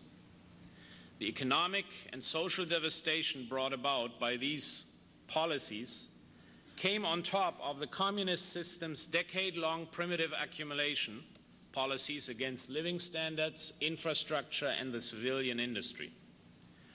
Over the past 5 years, these reform policies have cut the productive capacity in the ex-Soviet Union by 60%. The ruin brought to this part of the Eurasian continent has long since passed the level of what British and Allied oligarchs love to term controlled disintegration. What is occurring, and that at an ever-accelerating rate, is outright disintegration. Economic disintegration, uncontrolled disintegration, and the political disintegration of the regimes in Russia, the former Soviet republics in Eastern Europe, which have been to date the executors on the scene of IMF policy.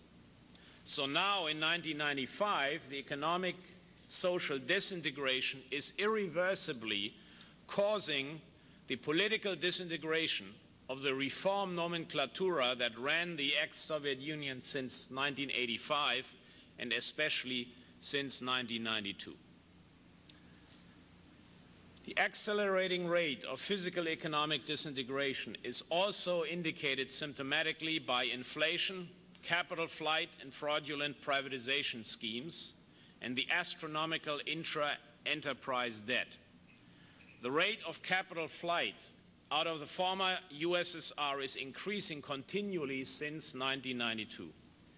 The rate of privatization sell-off of choice state-owned assets at a tiny fraction of their real worth, often to hidden foreign interests, has also escalated since 1992 via Russian mafia-linked banking and other financial interests. The depreciation of the ruble and of other currencies in the CIS has skyrocketed recently. Note that it took the ruble 32 months from the start of the shock therapy in January 1992 till August 94 to fall from 70 to the dollar down to a rate of 2,000 to the dollar. It has taken the ruble less than 6 months from August 94 to the present to fall another 2,000 points to about 4,200 to the dollar. It is this acceleration quality which will produce not only the certain end of the policies, but cause them to end quite abruptly. It is by no means to be excluded that sometime this year it could be an East European debt crisis that could be one of the triggers of a chain reaction collapse of global financial markets. Eastern Central European countries like Hungary, Poland, or the Czech Republic have been made the emerging markets with bloated financial markets since 1989. The recent resignation of Hungarian Finance Minister Békésy, who quit with the words that Hungary could be the next Mexico, has highlighted this. Hungary, with one of the highest per capita foreign debts in the entire world, is certainly poised to become the next Mexico. It is by no means the only candidate in the East for such a role. The greatest crisis of all is happening in Russia, for obvious global strategic reasons, because Russia has the status with the greatest military nuclear arsenal. The dimensions of the Russian crisis caused by the imposition of IMF's so-called reform policies are absolutely staggering. Let us examine somewhat what Russia looks like today by citing the dry, understated annual balance just released this month by the Russian State Committee for Statistics. According to these official figures, in 1994, Russian gross domestic product fell by a record 15%. Industrial production fell by 20%. Current industrial production is about 1/2 of what it was in 1991, and well under half of the level of 1989. The devastation in Russia is even greater when one examines critical industrial sectors. The level of production in the vital machine building sector has been reduced to only 1/3 of what it had been in 1990. The ability of Russian industry to provide basic consumer necessities for the population has in effect been destroyed. Light industry as a whole is currently producing at only 20% of its 1990 level. A tour of shops reflects this. Approximately 90% of food and basic consumer items are imported. The Russian domestic market, and this is the case in Ukraine and other republics as well, is supersaturated with imported consumer items. In contrast to this flood, imports of capital equipment to modernize industry has all but ceased in the past 3 years. Equally non-existent are imports for the maintenance of infrastructure, for example, rail rolling stock, items for power plants or medical equipment. One of the great lies of so-called reform is that the policy is directed at closing down the unproductive, technologically backward and unprofitable enterprises. Concerning those enterprises in Russia and elsewhere which are indeed technologically backward and in need of modernization, over the past years, modernization investments in the industrial plant and equipment have been at virtually zero. So what is happening is crude disindustrialization on a grand scale. In Russia and in Ukraine, the most important sector of the economy is the high-tech military-industrial complex, MIC, as it forms the key to the successful regeneration of the economy as a whole. In Russia, already by the end of '93, about 1.5 million of the original 6 million employed in the military-industrial complex had been thrown out of work. By the end of '94, this figure stood at between 2 million and 2.5 million. One must add to this that at many of the still open enterprises, the workforce is technically employed, but in plants producing at 10 to 15% of capacity. Thousands of state enterprises are at the brink of closure as the inter-enterprise debt crisis has reached truly astronomical dimensions. Russia is on the verge of a surge in mass unemployment, threatening to dwarf that of the previous years. The budgetary triage of the military-industrial complex, industry and agriculture in general have reached the point where mass bankruptcies are simply inevitable. In Ukraine, the crisis is perhaps even more dramatic, as even the minimal levels of military procurement orders still existing in Russia are non-existent for Ukraine. Large plants in Ukraine, which had been crucial high-tech component suppliers for the Soviet space program, have lost up to 85% of their original workforce. On an even more concentrated scale than in Russia, the educationally, technically, and most skilled segment of the workforce has been thrown to the winds.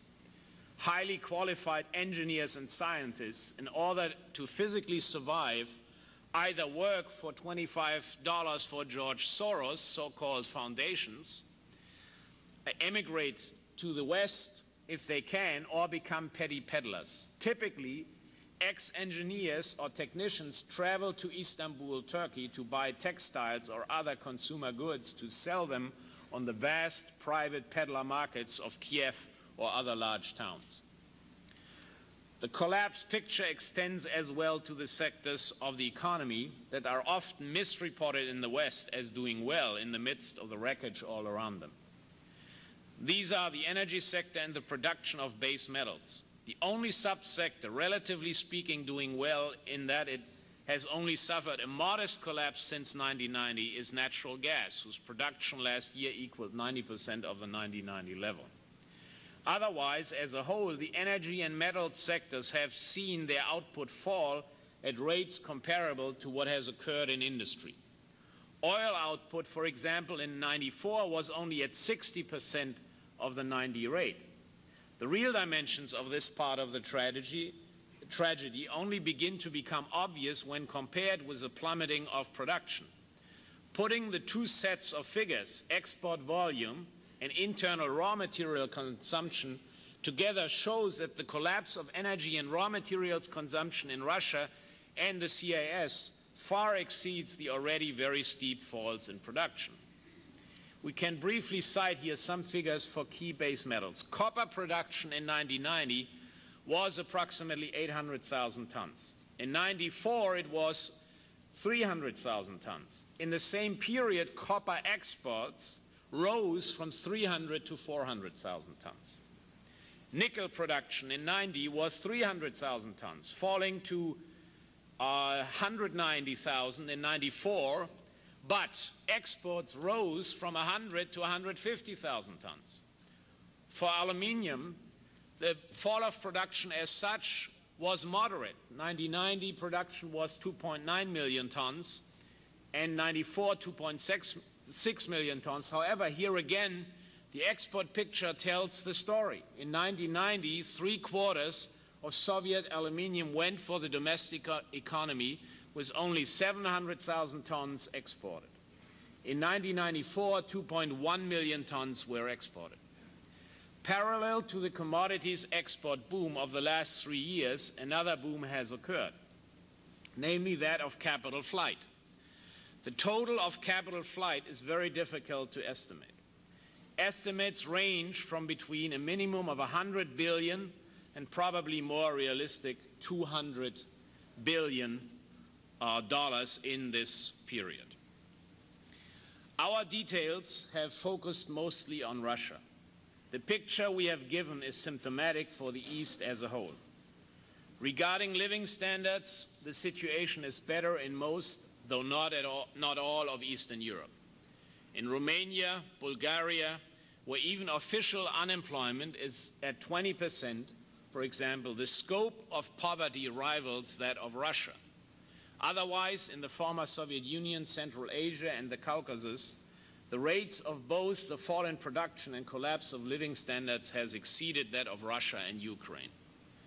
As LaRouche has always stressed, the IMF reform policies associated with Thatcher-Bush are not only incompetent and insane, but consciously criminal. Using even the conservative figures of the Russian government, by the end of '94, 1/4 of all Russians are officially living with incomes below the minimum existence level. About half the population are at or below the official poverty level. For Ukraine, the second most populous of the former republics, that latter figure is between 70 and 80%. 78% of all Ukrainians do not earn enough to even cover the normal food needs of their family. Without proper nutrition, resistance to disease, infection has been drastically lowered.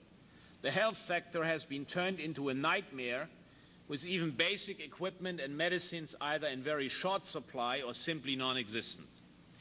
It must be emphasized that the Russian official statistics, chilling as they are, greatly and deliberately understate the actual scope of impoverishment. They may give the correct monthly wage for every person. They omit a basic detail that a year contains 12 months. The overwhelming majority of Russians and Ukrainian workers are owed at any given time 3 to 4 months of unpaid back wages. Thus, the true income picture for workers in '94 is an income of about 2/3 that of their statistical income. With this correction, a good deal more than 1/4 of the population are at or below the subsistence level, and far more than 1/2 are at or below the official poverty line. The phenomenon of widespread abject poverty has hit the older part of the population the hardest. As a rule, the pensioner part of the population are either below the poverty line or below the minimum subsistence level. The popular saying is that pensioners receive too little to live, but too much to die. The truth is, however, they are dying and at staggering rates. 3 years of so-called reform have brought to Russia, Ukraine, and elsewhere a demographic catastrophe worse than the combined losses of communist terror and World War II. When one considers that now there are no invading armies pouring across borders, the current debacle is without any parallel. In '94, more than 1 million more people died in the Russian Federation than were born. This was the 4th consecutive year of population shrinkage, with the rate of shrinkage rising in each of these years. If the present trends were to continue, then the Russian population, which stood at 147.9 million in the 1990 census, would sink to a mere 126.7 million by the year 2025. Life expectancies for men now compare unfavorably with much of the developing sector. In '94, male life expectancy in Russia fell to only 58.9 years. In 1990, it had been 63.8 years. The infant mortality rate has more than doubled since 1990, and it is now at 30 per 1,000. Now let's look at the LaRouche factor in this history. In his October 12, 1988 Berlin address, Lyndon LaRouche anticipated the monumental changes that were about to occur in Eastern Central Europe and the former Soviet Union. And LaRouche stated clearly that as this process of change had been driven primarily by economic factors, namely the communist system's primitive accumulation policy, a physical economic reconstruction strategy would determine if the transformation process would be one of stability and peace. In November, December of '89, LaRouche presented out of prison the outline of his productive triangle policy for an infrastructure-vectored reconstruction and modernization strategy for the whole European continent. At that time, Poland was a laboratory and test bed for post-communist economic policies in Eastern Europe. It then was in Poland that the IMF's shock therapy policy was introduced first.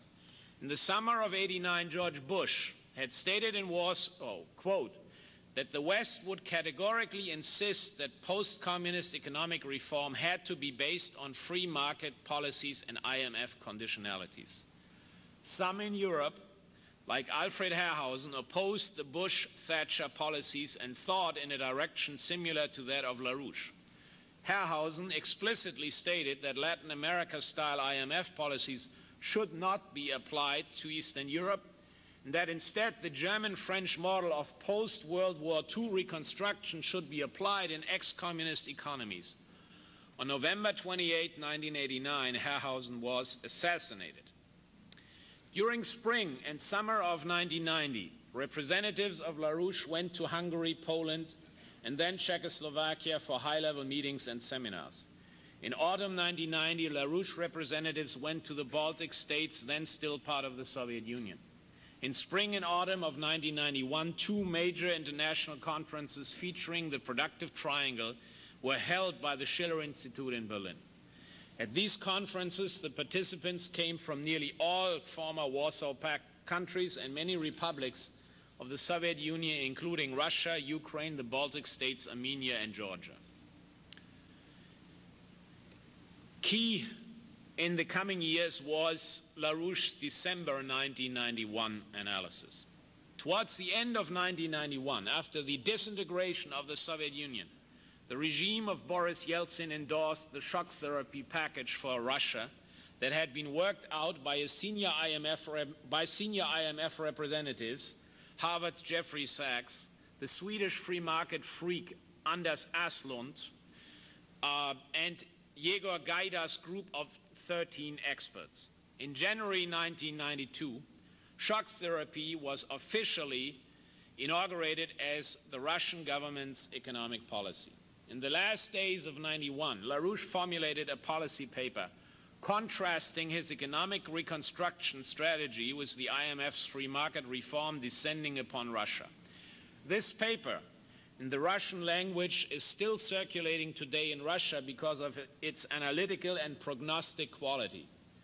LaRouche said then, quote, "The only likely source for a nuclear crisis, aside from a special situation in the Transcaucasus, is the danger that Boris Yeltsin, the president of the Russian Federation, might follow the pathway toward bankruptcy which the Polish government pursued. At the instruction of Harvard's lunatic Professor Jeffrey Sachs, the result would be chaos. In such a case, the overthrow of Yeltsin by a dictatorship would probably occur." LaRouche emphasized that the viable domestic market had yet to be created in Russia, that could only be accomplished through an economic and financial monetary policy of the state focusing on expanding the production output of the state industry and new private Mittelstand firms. The supreme task was the expansion of Russia's productive potential in terms of capital goods, infrastructure, and consumer goods. LaRouche pointed to the need to make maximum use of the vast physical economic potential of Russia's military-industrial complex. The MIC contained the best qualified workforce and the technologically most advanced equipment, which was and still is indispensable for Russia's national economic reconstruction and Eurasian development as outlined in the Productive Triangle Plan. The essential problem is, said LaRouche, that after 70 years of saying capitalism is theft and crime, Mikhail Gorbachev said, "You're all capitalists now." And a great number of communist officials became thieves and speculators. The people are the purpose of the government when the government gets controlled by hoarders, black marketeers, and criminal elements, then the people will get rid of the government. The essential thing is you have to go to a controlled price, a calculated fair price based on cost of production, parity price. You're going to have administered prices, administered use of currency, administered credit, administered exchange controls, and export licensing. Indicative for LaRouche's influence in key quarters of the Russian elite and intelligentsia can be seen through the publication and discussion of his ideas and policies in leading Russian newspapers and journals, ranging from leading dailies like Nezavisima Gazeta or Pravda to the opposition daily Opozitsiya or the influential policy journal Russia 2010. His ideas on physical economy have reached many thousands of leading Russian and Ukrainian intellectuals and officials through the publication of his economic textbook, So You Wish to Learn All About Economics, which is published both in Russian and Ukrainian languages and now also in Armenian. Important political and scientific persons from Russia visited LaRouche while he was still imprisoned. LaRouche had extensive political and scientific discussions in Moscow, which he visited in April of 1994. Since then, many more such scientific and policy discussions have taken place in the United States and in the context of LaRouche's visits to Western and Eastern Europe. Now we are before a phase change in 1995. Today in 1995, as a consequence of destroying Russia's physical economy, vast social and political upheavals and military conflicts are accompanying the inevitable death of the failed so-called reform policies. We have seen, especially since November '94, the power struggles, the unspeakable intrigues and machinations in and around Yeltsin's Camarilla, which increasingly has lost contact to reality. Yeltsin's war in Chechnya was a desperate attempt to conjure up a patriotic war for Russia's integrity, to deflect mounting opposition against him and his Camarilla. Both the war and the diversion attempt have been failures.